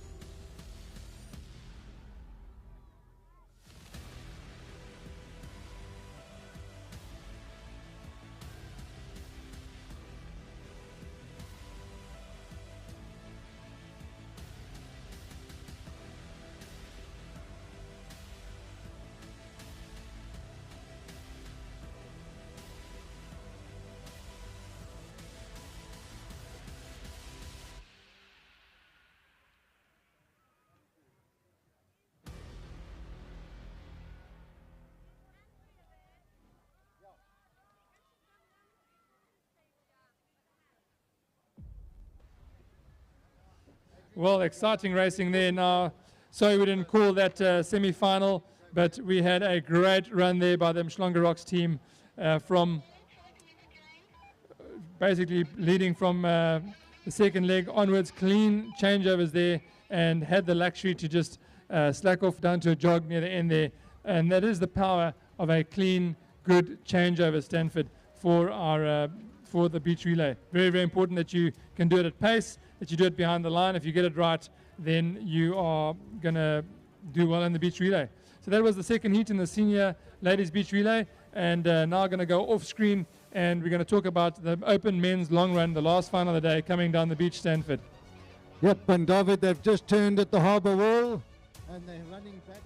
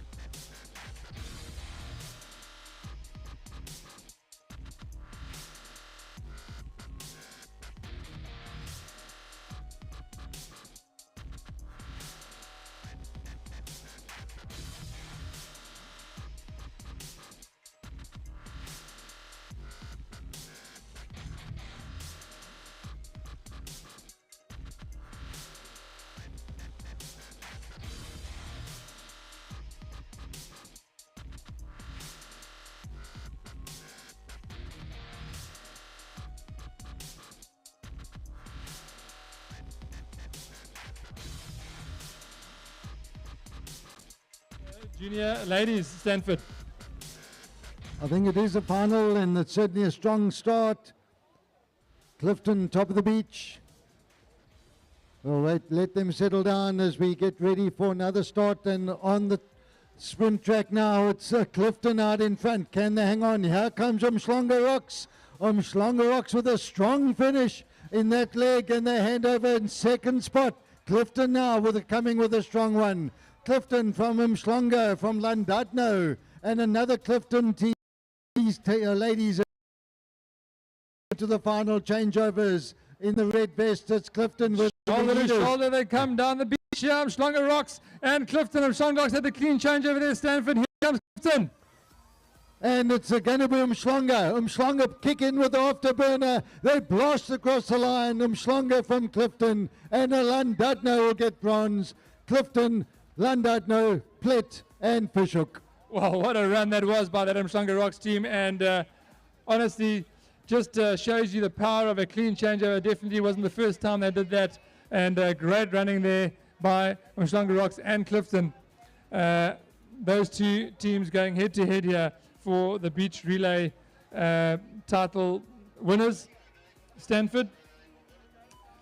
As our live stream viewers watch scenes of the beach relay, we're going to turn our eyes back to the board race final. Now currently the under 17 board race final in the water as we speak. And in the lead in the under 17 board race is, well, there's no clear leader, but we have our Scotborough competitor Fishhook and Clifton in the under 17 men's board final.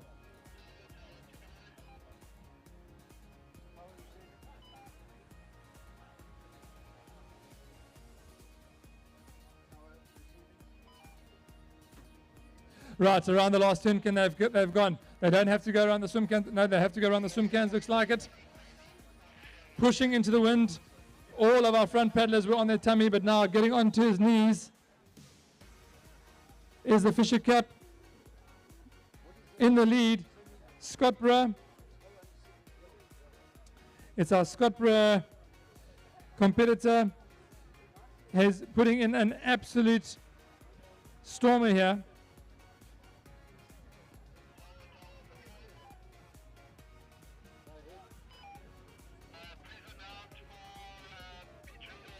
Tuin van Achtenberg. Tuin van Achtenberg leading from start to finish here, pushing hard, but we saw in that under 19 final how things can change, and this is your under 17 board race. Tuin van Achtenberg lying down the whole way into the wind. Good tactics, pushing hard, looking for, is there a wave? There's nothing coming. He can hold this lead, but he's got Pirates and Fishhook chasing him down. Pirates and Fishhook chasing him down. Tuin van Achtenberg into the gully. An early takeoff that might have cost him. No, he gets across the sandbank. Still got to get across the gully. There's a whole bunch of guys chasing him. Tuin van Achtenberg is your under 17 men's board final, but second place is going to go the way of, whoa, Llandudno or Fishhook or Pirates. That was too close to call. A wave coming through right there in the middle for our back markers. What an event there in the under 17 board race.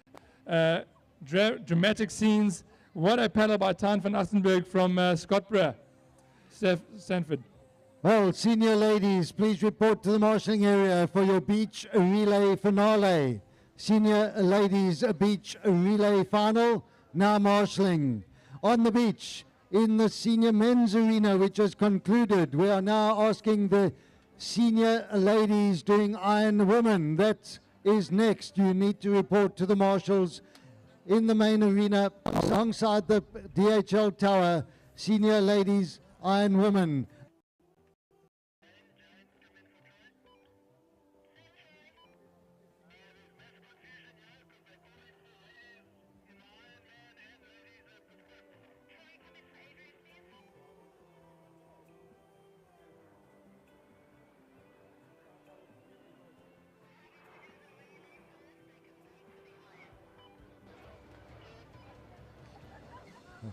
Right, so just from the tower, ladies, if you've been called for two events, the beach relay finale is up next. That will then be followed by the Iron Women. If you're in both, we're going to do beach relay first. Well, on the screen now on the live stream, we have a view of Kings Beach, and we just want to do a little bit of a run through that junior beach relay final. Stanford, that was an absolutely incredible final there, and so we're going to do a bit of a replay there. And if you are here in person watching, we just watched a incredible under 17 board race, and that under 17, the junior ladies beach relay final. What a run there by Clifton and Mshlonga Rocks. Llandudno had a great first two legs. They were in there with a shout, but look at Mshlonga Rocks, and was Fishhook there as Clifton pulling away. The changeovers are what made all the difference. An absolutely beautiful changeover there by Clifton, but a strong run by Mshlonga Rocks. Mshlonga Rocks doing a beautiful changeover, and the last run here down the beach going the way of Mshlonga Rocks. There was a tight race there between those two clubs in the junior ladies beach relay. This is going to lead us now into the senior beach relay. We're going to see more action like that. While we wait for the senior ladies beach relay to get going, maybe we can ask our cameraman to turn their focus to the under 15 men's board race final. If we can turn the cameras to face the under 15 men's board race final, so that our viewers on screen can enjoy that race as well. That'll be fantastic. So in the water right now, Stanford, we've got our under 15 men's board race final, and Mshlonga Rocks has taken this race by the scruff of its neck and has gone into the lead.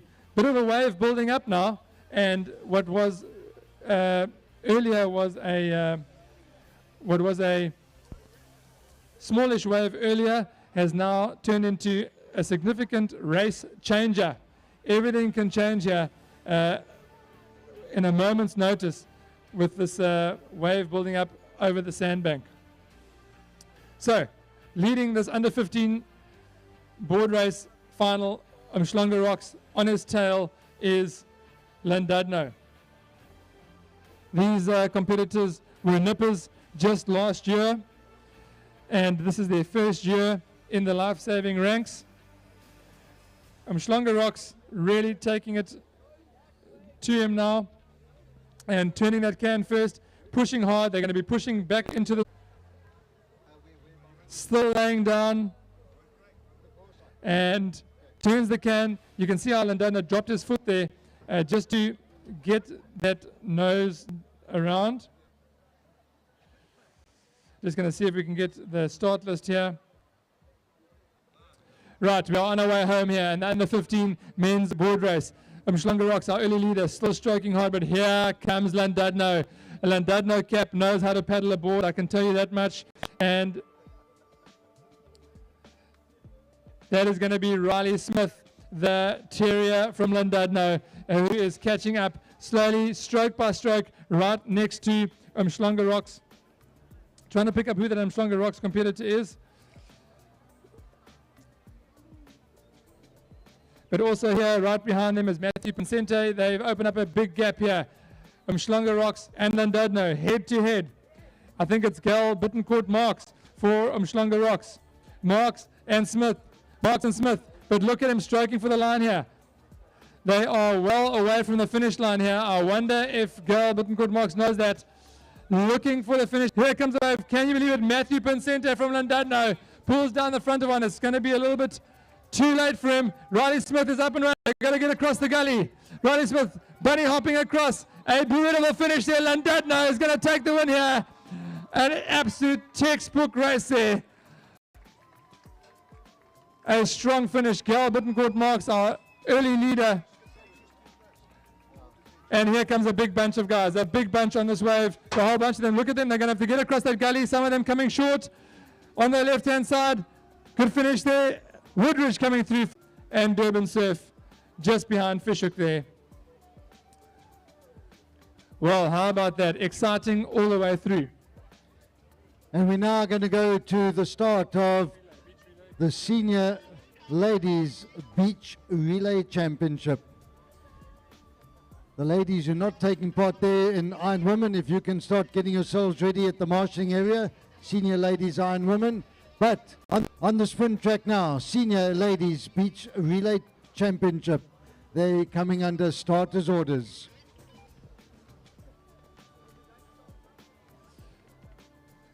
So we are waiting for our beach relay. This is our senior ladies beach relay event. This is the final. This is for points. And so we're just waiting on the live stream for our cameras to go over to the beach relay.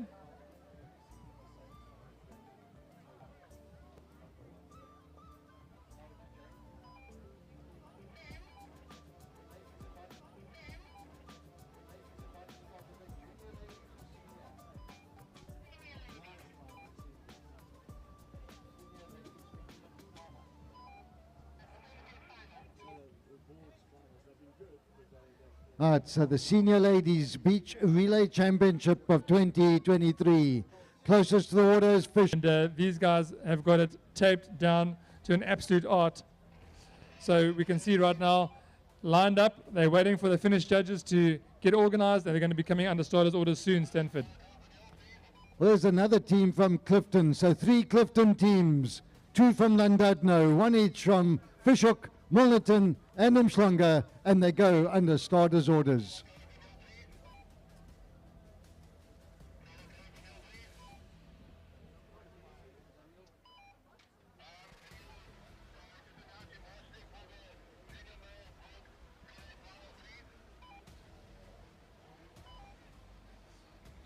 Away they go, our beach relay ladies, and this is a final. And a quick start here by Fish. Look at that start. That is one for the books. Certainly not expected by the other teams. Let's see how the changeover works. Clifton has got a good run as well. Fishhook changes over. Dropping on the baton there, Stanford. Things are happening here on the ladies beach relay. Yes, and out in front it is Clifton. Clifton doing the early running. We're coming up to the halfway stage. Here comes Umhlanga Rocks. Clifton, Umhlanga, Fishhook, Milnerton. But the later running coming now from Clifton. And it's Umhlanga coming with a burst at the end there. Umhlanga have now taken the lead. Umhlanga have got the lime green vest on, and they got a gold medal inside. This young lady's flying across the sand. Umhlanga Rocks are going to win it, and win it comfortably. Umhlanga Rocks, senior ladies beach relay champs. Clifton second. Milnerton country in third, Clifton 4, Llandudno 5, 6, Fishhook 7, and Clifton 8. Marshalling now, junior beach board relay. Junior just gave that lead back to a flying Umhlanga Rocks, and I'd say that's some of the girls in that Umhlanga Rocks team are probably in the junior team as well, and a clean set of hill, clearly very far ahead. Scenes now of them congratulating themselves, each other. And we're going to wait for our judges to make sure that all the changeovers were behind the line. And everything was, we can see no guesses there, and no surprises as to the winning team. There was Umhlanga Rocks, followed by the Milnerton team. Well, that was one for the books, just pipping Clifton into third place. Well, how about that? Our cameraman trying to get a good shot here of our ladies just grabbing a picture and handing in their medals. But I think it's a first ever. We've had a mother and 2 daughters in the same beach relay side, and they're all winning a gold medal. Well done to the Challenor family. 3 of the 4 from the same family, the mother and her 2 siblings, and a gold medal, and a comfortable gold medal. Well, Stanford, I'm going to try and go down there and see if I can grab that Umhlanga Rocks team for an interview. If they don't run off too quickly, I definitely won't be able to catch them. So let's see if we can get an interview here with our winning Umhlanga Rocks team, Stanford. Yep, David's on his way. Craig Hort, if you could report to the tower. Craig Hort, or one of the team from Enjoy. Please to the tower. Nicolette. All right, I'm standing here with the winning Umhlanga Rocks team. Come on, girls. Come on. Don't Right here. I don't know if we've ever had a mother and daughter win a gold medal together. But like I said, can we pack up this team and go to a world champs right now? What do you have to say about that race? Yeah, it was really tough, but it was a good race. I'm so broken now because we came from winning the juniors and then 2 seniors. So it's a good race and I'm happy. Tell me about your tactics and the changeovers. I mean, obviously you guys are practicing that. Just what's going through your mind there? Just to make sure that we take the baton just before the line and to go fast into it and don't drop the baton. And yeah, that's pretty much it. So what happens if there's a baton drop? I mean, is there any kind of disciplinary action? No, you pick it up and run. So tell us, how does it feel to walk away with a gold medal today in the beach relay? Well, after not doing lifesaving for about 25 years, it feels flipping amazing. Thank goodness for these fast little spring chickens. What number did you run in at? I ran 3rd. And, well, okay, I suppose that's all we have to say about that. Well, let's get another shot of our gold medal winning beach relay team. They were so far ahead. Well done, ladies. Great running there, Mshlanga Rocks. Round of applause for them. And we're going to cut back to our views of the beach because I think we've got a junior taplin happening right now.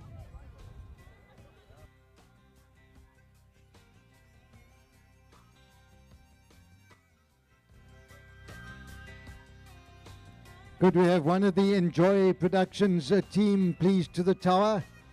Craig Hort or one of your team, we need some batteries for the mics.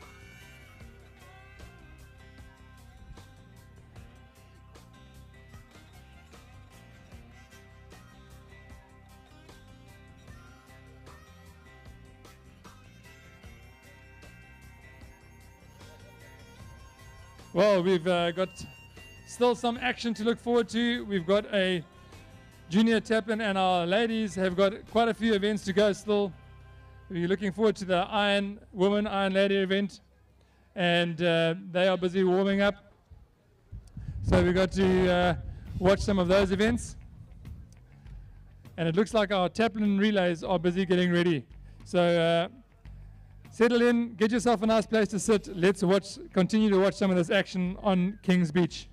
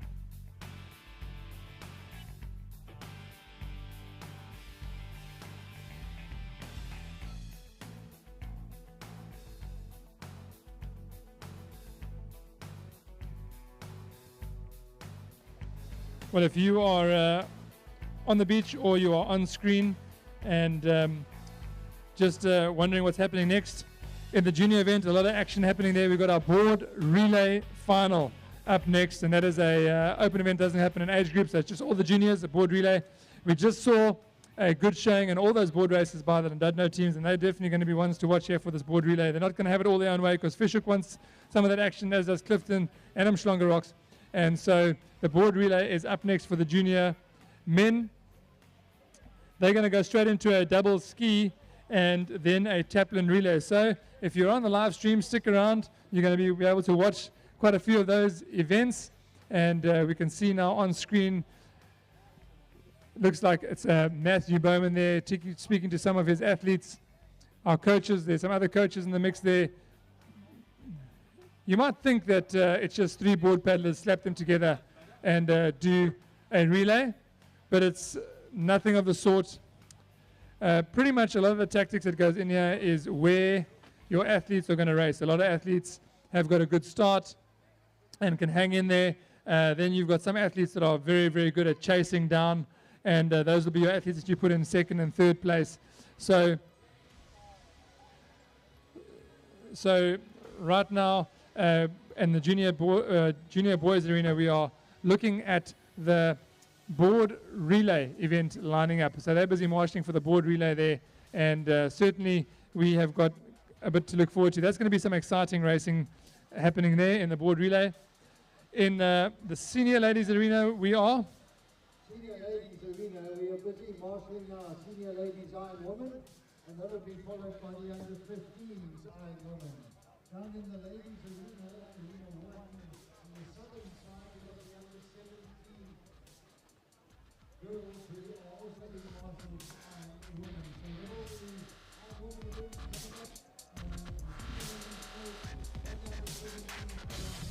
So there will be Iron Woman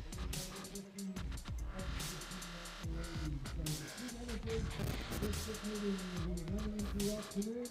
We've got lots of events for our ladies. We have the events left for the junior men, a host of events for the senior men. Just looking at what they've still got left on their program, we've got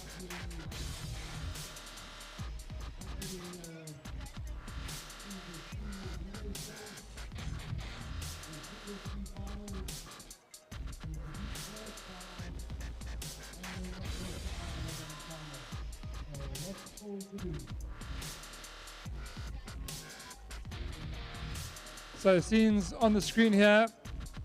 The only event that's currently on the line and busy marshalling, getting ready to race, is our junior board relay. So our junior board relay is on the line right now. They've got 3 more events to go, the junior men.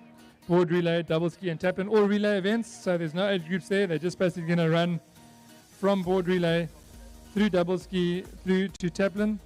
The ladies have got the Iron Woman heats as well as ski relay heats. They've done their single skis, they've done their beach flag. They're probably going to have the beach flag finals later. So Iron Lady heats are happening next, and at the same time is going to be the junior board relay final.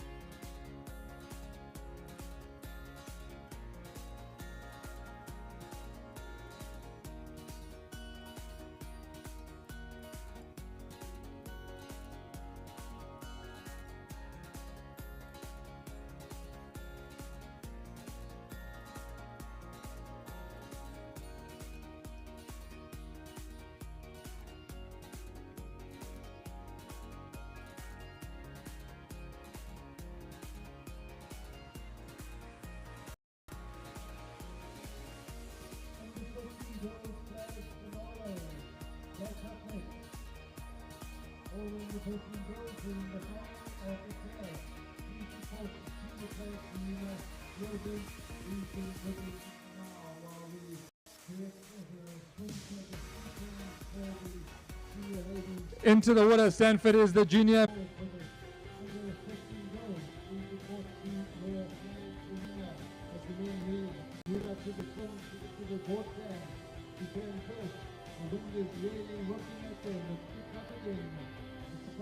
Dropping off, but it's changed slightly. Our top 2 teams are well clear of the rest of the field.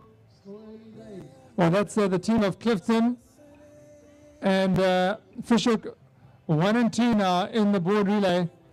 Chins down on the board. That's got to be Noah Lombard starting this event. And Fishhook in second. They've got a big lead here in the junior men's board relay. Stanford. Usually you see a lot of these paddlers going up on their knees, get more power through the back into the board. They're all lying down. That means that wind is very strong out there. Comes over the tower and flips down onto the sea. Well, without going far, the bank has become very shallow. We saw Noah Lombard earlier almost running out of water and coming across the sandbank. Well, he's He's now going into the lead again, coming into that graveyard area. Well, he's on his tummy, pushing hard, and this must feel like an absolute replay for him, Stanford, as he's getting pulled back by that Fisher peddler on their knees, but this time it looks like he's pulling away from him. He does look like he's going full tromp, and he's coming into that little zone where he lost out last time round. He's still going. I think he's going to probably get up and start pulling his board. He's got a little ways. He's trying on to it. Here he comes away at the back. Well, It's going to be all over again for Noah Lombard. look at this. Look at this. The way the sea goes, here comes through from the back line. Well, Now, up and running. he's up and running. Gets through the gully. That was clean, good running there, and he's putting Clifton in a very strong position. Here comes Fishhook. It's tough going across that gully there. Bit of a pothole. Hard run there by Fishhook. They are in second. They are in third. Fishhook is in fourth. And they certainly want to make sure that they get a clean run of medals here. Clifton, what a start there. What a changeover. Let's see how this changeover can change here. Trying to get into the tail there is that Fishhook paddler. He needs to get up onto his tail. If he gets up onto his tail, they're still in with a shot. That's got to keep them in a running for a gold medal. Look at that, Stanford. Look at Bishop catching right up to Clifton. He was going at full time. He was going like a swimmer with a battery powered motor behind him. He's caught right up and he's now on the wake of the early team. That's the team from Clifton. Well, He's now opening up the gap on 3 and 4. Well, that just shows you the power of a quick transition and a quick changeover. That Fishhook team really, that is what you want from your second place paddler, is full commitment, especially when it comes to that changeover. That was, I think, young Matthew Brading absolutely laying down and getting himself onto the tail of our leaders from Clifton. They're coming up to that board can. They'll be turning to their right. They're right together. Bishop reportedly now tapped off a little bit. He's resting after that frenetic start to his second leg. Well, he better not rest too much. Better not rest too much because George Allen is from Clifton. But look at that now. He wants to overtake. Fishhook is trying to overtake, trying to get his nose on the inside. Look at this push for that last can. These guys are racing like it's a final, trying to get his nose. Fishhook overtakes, getting on the inside line and getting his nose in front. Taking the lead, but the race is not over yet. Drops the foot, gets the nose around. Perfect turning there by the Fishhook team, and now both lay down and into the wind they go. Clifton trying to hang on now. Bishop saying how important it is the inner line, the inner turn, and now they're looking for that. We can see a little bit of movement in motion behind them. These two teams are going head to head. The final leg is coming up now and onto their knees. We didn't see that in the first leg. They're both up on their knees. They feel it, they all. These two young men are putting it all out there. They'll be anything they can go in this 15 meters. They've got the little short race to come. There's nothing there at the moment for them. There's just a shallow bump. But a bit of a wave picking up on the back there, Stanford, and it's not in the shot now if you watch the live stream, but we can see a bit of a bump picking up. This might pull Clifton right back level again with Fishhook. But here we go. This is the second paddle. I mean, this looks like it is a board final. They're going so hard. These guys certainly want this medal. And if this little wave picks up for Fishhook, this might be exactly what they need to seal the deal here. Fishhook gets onto the little wave here, Stanford. Clifton hanging on, and Fishhook on the third place on a wave. Yep, and Fishhook are in the country for comfortable second place at the moment. He's across the channel, leaves the board behind. This young man, he takes a tumble and he's up and running. Hard run across the beach. Fantastic leg. Fishhook in first. Clifton trying to hold on. Great transition there by Clifton, just staying on his board, getting across the gully clean, but he's being chased down by another Fishhook competitor. Fishhook has gone from a fourth to a third now, running hard across the beach. Watch this transition now. Let's see if Clifton can do what Fishhook did in leg 2. Clifton running into the water for second. Now has to push hard to get onto his tail. Fishhook can get away. If they get over this wave clean, they can open up. It just kind of holds Clifton back there. Fishhook is now trying to get out and break the elastic. There's a bit of an elastic band there. You can't see it, Stanford, but it's there, and it's just keeping Clifton in touch with Fishhook. The Fishhook paddler is trying to break that elastic band, and third place Fishhook, underneath the wave they go, trying to catch up to Clifton. They want to make it a 1-2 for Fishhook. And I'm looking at down to third. Bronze medal position under threat. Out in front, but still gold and silver within. Say again, say again. Clifton, chasing. Greg, say again. They're coming up close past the silver cannons. And this is going to go down to...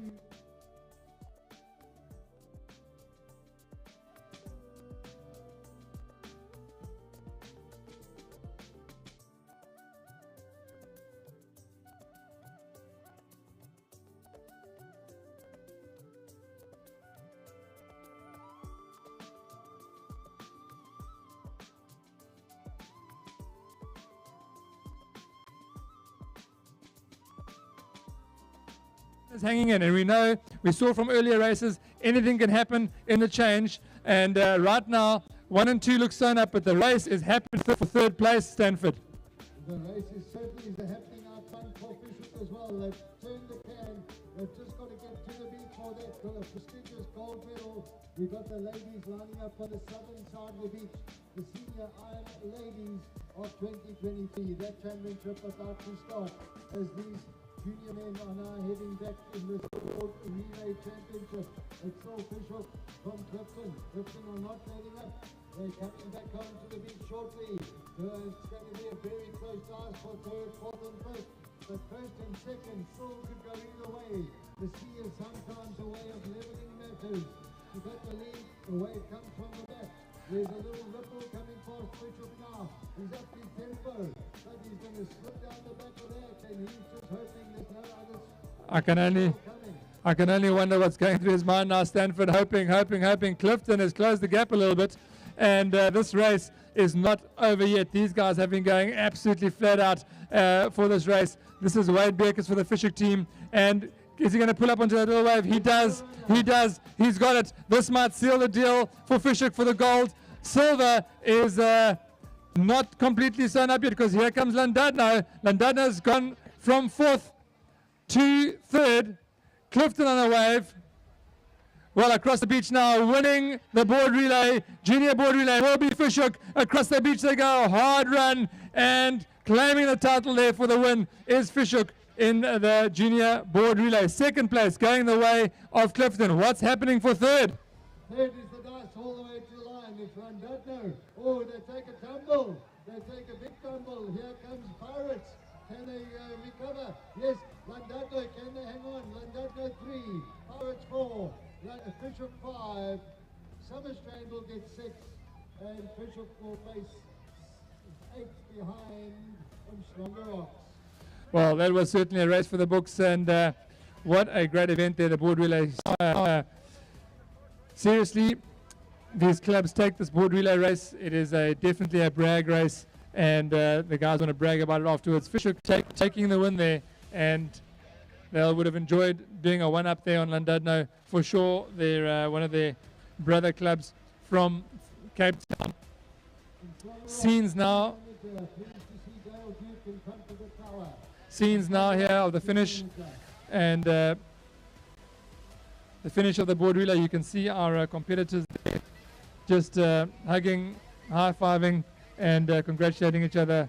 That was the board relay, and we will now move on to the next junior or the ladies events.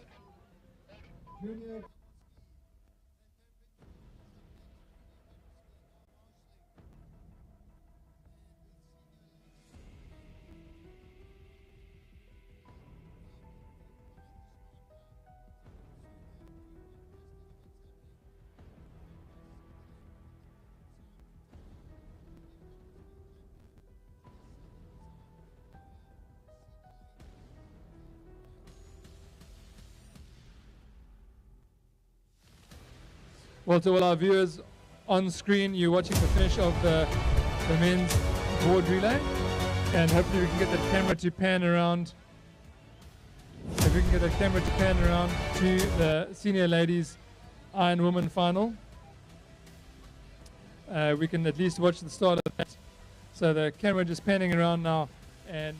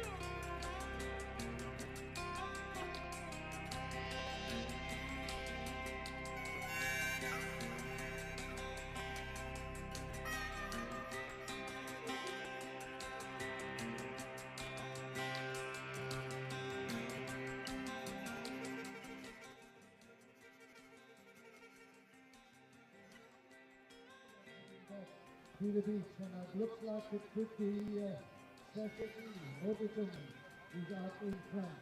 Well, it's a strong board paddle by her, Stanford, and hard work into the wind here. Fishhook now been caught by Pirates. Right, so our live streamers are back on screen, and what you can see now is the ladies, senior ladies Iron Women final, and that is going out on the live stream. So not only can we watch it live here on the beach, we're also watching it on the screens around the world. A wave coming through there for Pirates, just catching up to Umhlanga Rocks, and that is now currently your 1-2. Now the transition, Stanford, these girls coming off, there's a bit of a sandbank there, they get across it cleanly. Pirates coming into the lead and looking absolutely focused here, coming across the beach, looking to pick up her ski now, and it is going to be into the lead and looking absolutely focused here, coming across the beach, looking to pick up her ski now, and it is going to be a long, hard paddle back into the wind. Look at the rest of the transition. This is your chase pack coming through behind. It is a big chase pack coming into the ski leg, and some very, very strong ski paddlers are in the mix here, Stanford, and so not everything is sewn up yet.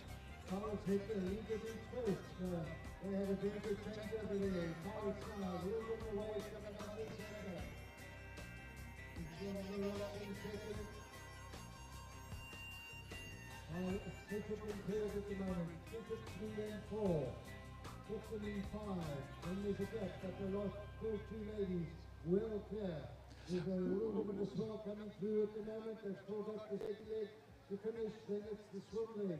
Well, Stanford, that's Tanner Smith from Pirates, who did an excellent board paddle there. Just stayed in touch, stayed in contact with Sasha Lee Nordigan, and picked up a bit of a wave to not only catch up, but also take the lead. Right now, Sasha Lee onto her tail, and these two are now pulling ahead, Stanford here from our third place. Fishhook looks like it's Warris Mills from Fishhook currently in third place. So those are the three you can see on screen if you're watching our live stream, and in live you can see that those first two ladies are well clear of the others.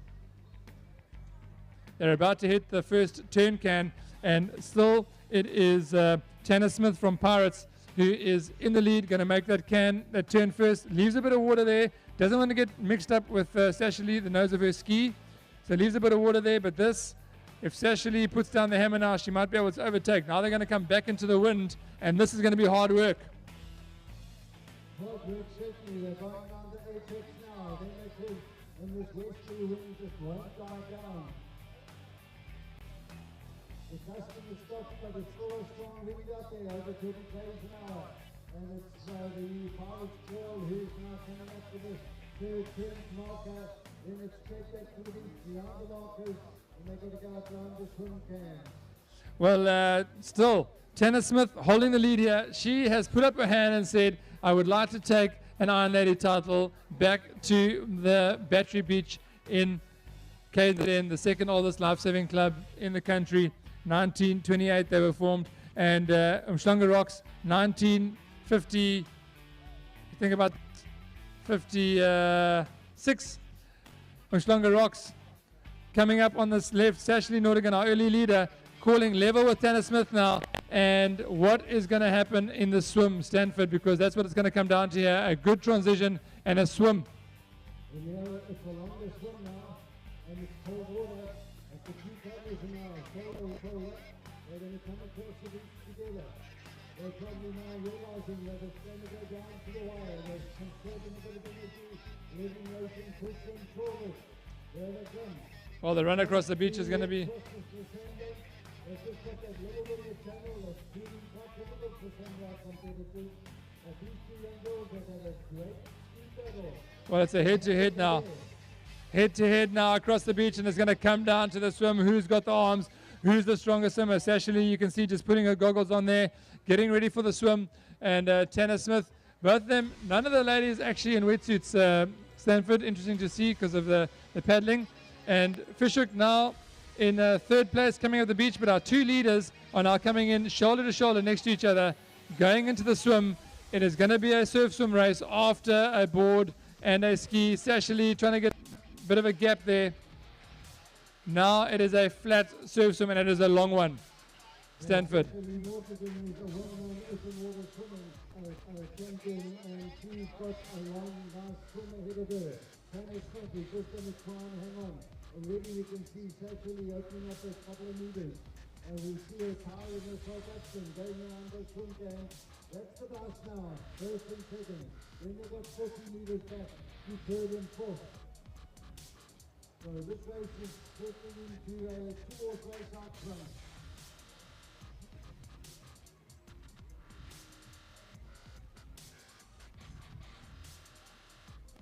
A double speed that's been marshaled down on the side line on the northern side of the tower. Out in front, Tanner Smith is not letting Sashali get away from her. I would have thought the gap would have opened already, but it's closed up again. Tanner Smith is not giving up. She's going to fight her way around this stand. She's going to try and stay in the wash and try and get whatever pools she can from the kicking feet in front of her. Well, if you're watching on the live stream, bit of a patchy picture coming through. Fortunately, we got onto a generator, so a bit of a patchy signal or power coming through, but you could have got on screen so you can see this race unfolding. We've got 1-2, Tanner Smith, Sashali Nordigan in front, and Tanner Smith is just hanging on to the feet of Sashali. She knows if she can hang in back to the beach, there might be a shout there for the run across the beach, across the sandbank. There might be a bit of a wave coming through. She's just got to stay there until the wave zone and perhaps pick up the gold medal. Sashali is currently setting the pace and staying ahead of Tanner. She's certainly not dropping her. They're staying right, almost shoulder to shoulder. They're going across those swim games. The wind's whipping at them. They are returning now well clear of third place. She's well clear of fourth and fifth. So the medals have almost been scheduled. Now they've just got to maintain and get to the finish line. Well, we're not quite sure who's going to get what color here yet. Still got to run across the beach. Coming around the last turn, Sashali. Let's see. Up goes the rating. Up goes the rating. Up goes the kicking. Tanner Smith is now going to try and come up on her side, it looks like. Pushing a little bit to their right, our left. Not quite sure what the reason would be for that, but they're now pushing into the wind, and this is now going to be a strong, hard swim back to the beach. Stanford. Tanner Smith is just watching and waiting and making sure she doesn't slip off that little ripple that's been put up by Sashali. Sashali coming in nicely. There's a little bit of a swell coming through. That's not really going to help them much. They've got 100 meters of hard swimming still to go. Here comes the swell. It picks him up. Drops him down the back. There's another one coming. They're hoping for that to get closer to the beach. And the two of them are right alongside each other. Right. A wave picking up there, Stanford. I don't know if this is going to stay where they are, but there is one behind as well. And wouldn't it be something to finish us off with a bit of a body surf? I don't think they're going to pick up this one, but no, it's wishful thinking at this stage to think there's going to be a body surf. But now side by side, Tanner Smith has now almost pulled up level next to Sashali, and a good strong run across the beach might come in. Sashali's now putting in quite a lot of effort. She's trying to open that little gap. She's putting hard on those big shoulders of hers. She's coming into the shallow water now. 1 and 4. Yes, you see 1 and trying to wave. That's not a good idea. They still one swimming. Now there's a little Well, a bit of a body surf. Who's going to hold this? What a body surf for the win. What a body surf for the win, Stanford. That is what you want to see. That is utter focus, keeping her head down, holding her breath. I can tell you right now, it was not easy to milk that little foamy all the way to the beach. Tanner Smith knows she's been beat. Sashley Nottingham is going to be your 2023 Ladies Iron Woman Champion. Put your hands together for the Iron Women Champion of 2023, Sashley Nottingham from Langerock. And put your hands together for the second place lady who never gave up and just had to settle for silver. Tanner Smith of Paris comes through for the silver medal. Well, Stanford, I'm going to see if I can go and grab us for an interview there.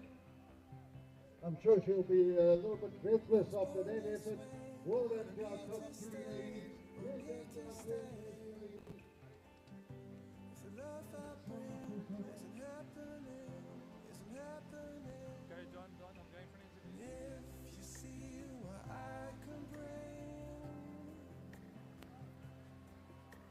Well, that's in third place. Warris Mills from Fishhook. What an incredible race there.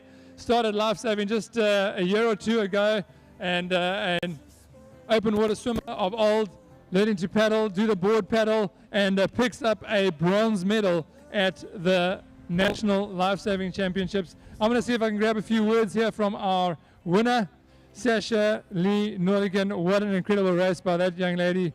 It was such a race to watch between Tanner and Sasha Lee there, and incredible finish right at the end here. Just a bit of a body surf, changing things up a little bit.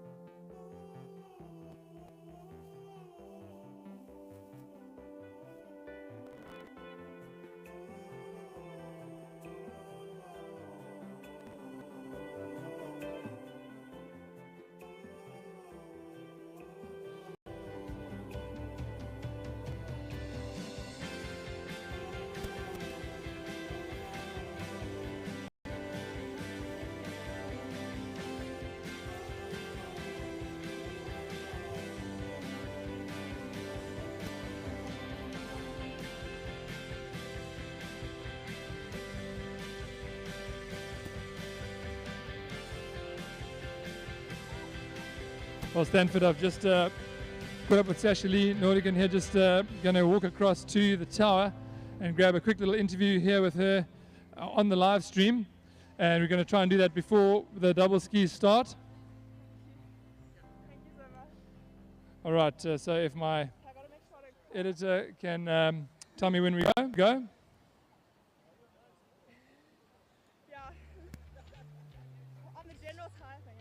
Right, well, standing here with Sasha Lee Nottingham, our 2023 Open Iron Woman Champion. Tell me what is going through your mind there at the last swim leg? To be honest, I was pretty tired, so I didn't actually think I had it in the bag because I know Tanner trained with her. She's a very strong runner. Absolutely love training and racing with her. But I knew I was going to come to the run-up, and when I saw that little bump, I somehow managed to just get on there and just keep swimming. And I guess it's just all the hours of swimming that kind of got me to the end. If I wasn't a swimmer, I probably wouldn't have got it. Now, tell me, both of you went for that little foamy. Tanya just picked up her head a little bit earlier. You get your head down. It must have been some serious psychological training. You just don't take a breath, don't take a breath. Tell us what you were thinking when you kept your head down like that for that last little body surf. In my mind, I kind of felt like I had it because I didn't just kick, I swam, and I know if you swim on those sort of foamies, you might get it. So I was kind of just hoping maybe the other person on the wave wasn't doing what I was doing and wasn't thinking. And when I picked my head up, I actually didn't know if I had it or not. I was kind of just going to run, and yeah, I literally had my head down and I did not think I had it. So yeah, that's what sport of lifesaving. So just tell me, obviously this means a lot to you. You want to build on that a little bit? Yeah, so obviously being a pure swimmer, everyone's always been like, oh, Sash the swimmer, you can't do anything else. A few years ago, I never used to be able to finish an iron because my ski was just absolutely shocking. So training that the past few years, I've been training with Luke Nisbet, he's been my training partner and coach, and I think it's just so emotional because not being able to complete the iron to finally getting that title. I've wanted it for the last 4 years and I finally got it. So I think it's just emotional when you put in hours, like 16 sessions a week, and you finally get it. You kind of see the hard work paying off, and it's just, yeah, it's really great. Well done, Sasha, and that is your 2023 Ladies Iron Women Champion.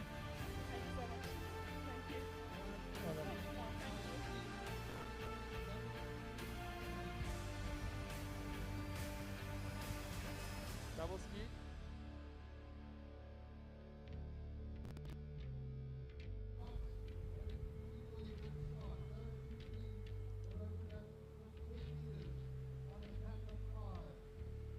Well, Stanford, so the double skis now in the water. That was quite a good interview there with Sasha Lee, and just hearing how she felt about that Iron Woman. And let's get back to the action now as we watch the junior men's double ski coming into the line. A title up for grabs. They're going around the apex. Let's see what happens here in this race.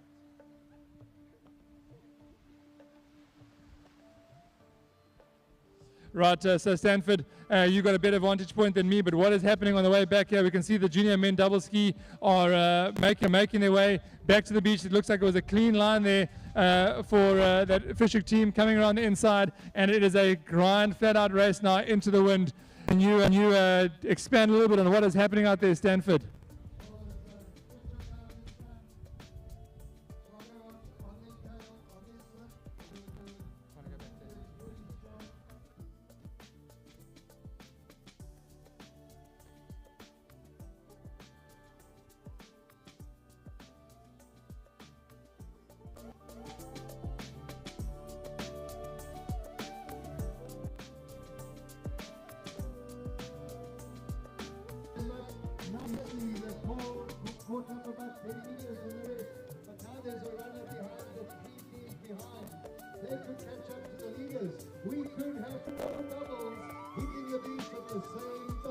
Well, that's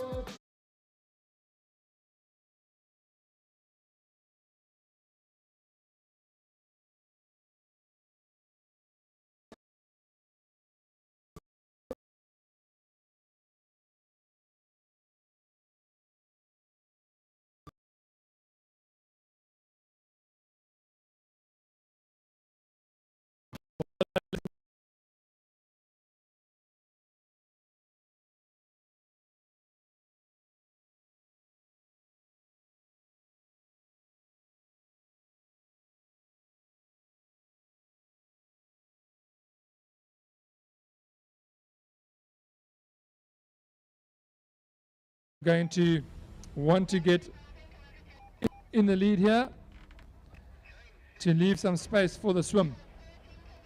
Away they go in this final. Had to get straight onto their board into that gully, but some of them did it a bit too early. That cost them.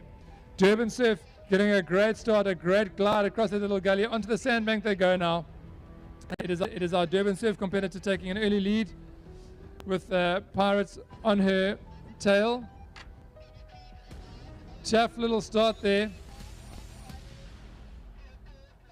making their way out to the turn can now. No waves for them to contend with, so now it is going to be a bunch paddle.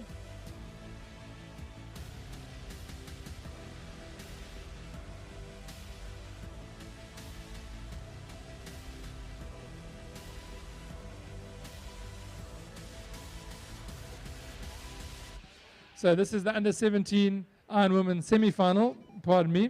It's the under 17 women semi-final, 2 semi-finals here for the under 17 Iron Women.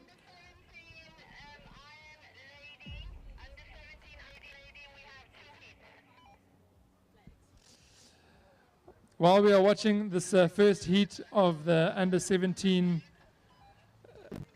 Iron Women, they are busy calling the finals for the Open Ladies Beach Flags.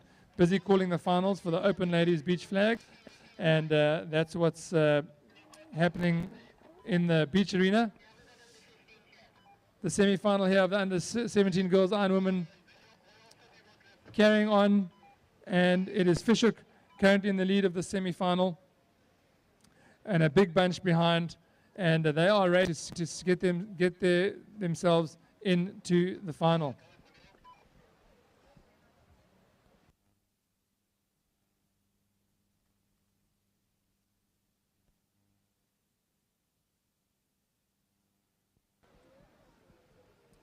So this is the graveyard on the paddle boards, and just it's flat. There's almost nothing to help you, and then when it is there, it comes out of nowhere.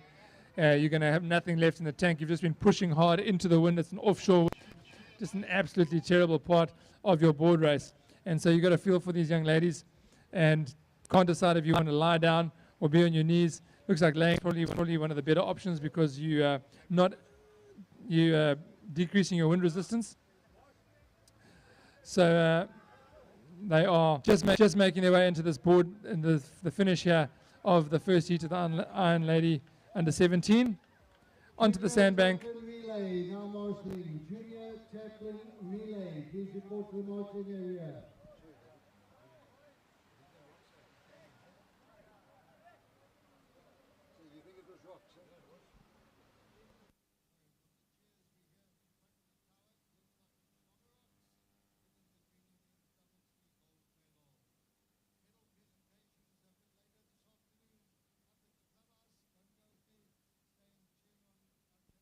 Of today. Well, on screen now we can see that as our under 17 ladies just transitioned from the Iron Lady, and this is semi-final, heat 1, for the 7 to 17 ladies. Durban Surf just coming past Fishhook there, going to jump on a ski, long run to the ski. That's Babette van Rooyen for Fishhook, taking the lead now again in the surf ski, and just trying to conserve energy now, because she knows she's going to have a final a little bit later. And at this stage, it looks like she's definitely going to make it in there. So a comfortable, gentle paddle out around the cans and back to the beach. Still got to do it though. And look at how that transition has opened up. And look at how that transition has opened up. A quick transition onto the ski, went from shoulder to shoulder to a 4 ski length lead.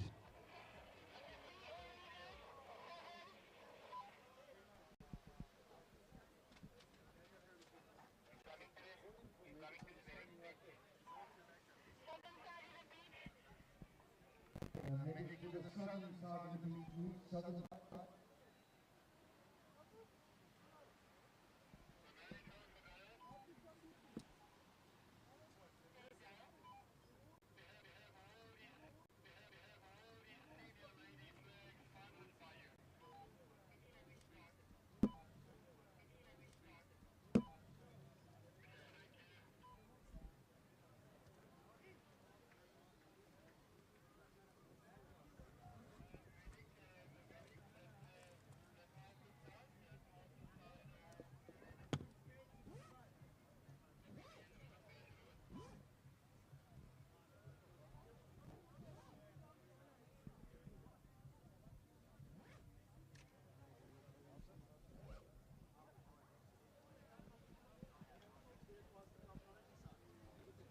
So Junior Chaplain Relay Finale to close off the first day of our 3-day Junior and Senior Championships here at the DHL Lifesaving South Africa Nationals of 2023. Junior Chaplain Relay. It's always a premier event for our youngsters, testing the strength of the club. Yeah. Iron Women events on the southern side of the tower, and the Junior Chaplain Relay coming up soon. Senior ladies flags I heard were being called earlier as well. But I haven't seen any action down there. Can you see anything?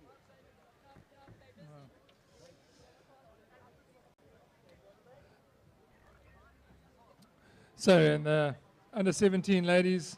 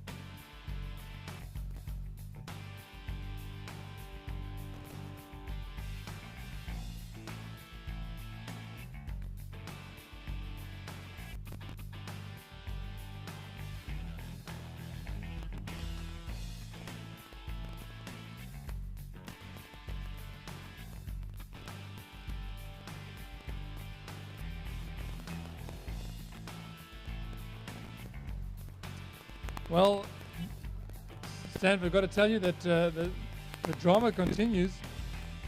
Seems that double skis are being weighed, and I hope that our athletes have ensured that their double skis are the correct weight, because pretty much like doing a beach relay changeover across the line, having a half a kilo underweight might just put paid to your results in a double ski race.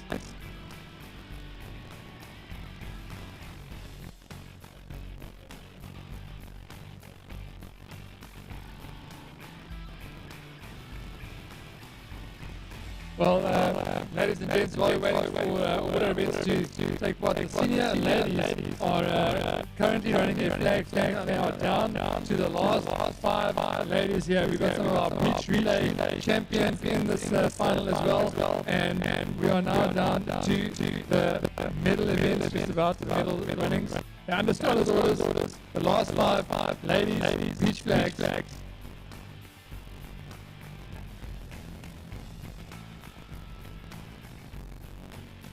Up and away they go, Umhlanga Rocks. Durban Surf and Kings Beach. We're going to say goodbye to our Kings Beach competitor there.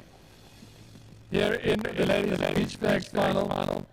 And once again, those caps that you will see lining up to run now for the medals. 4 caps, 3 medals.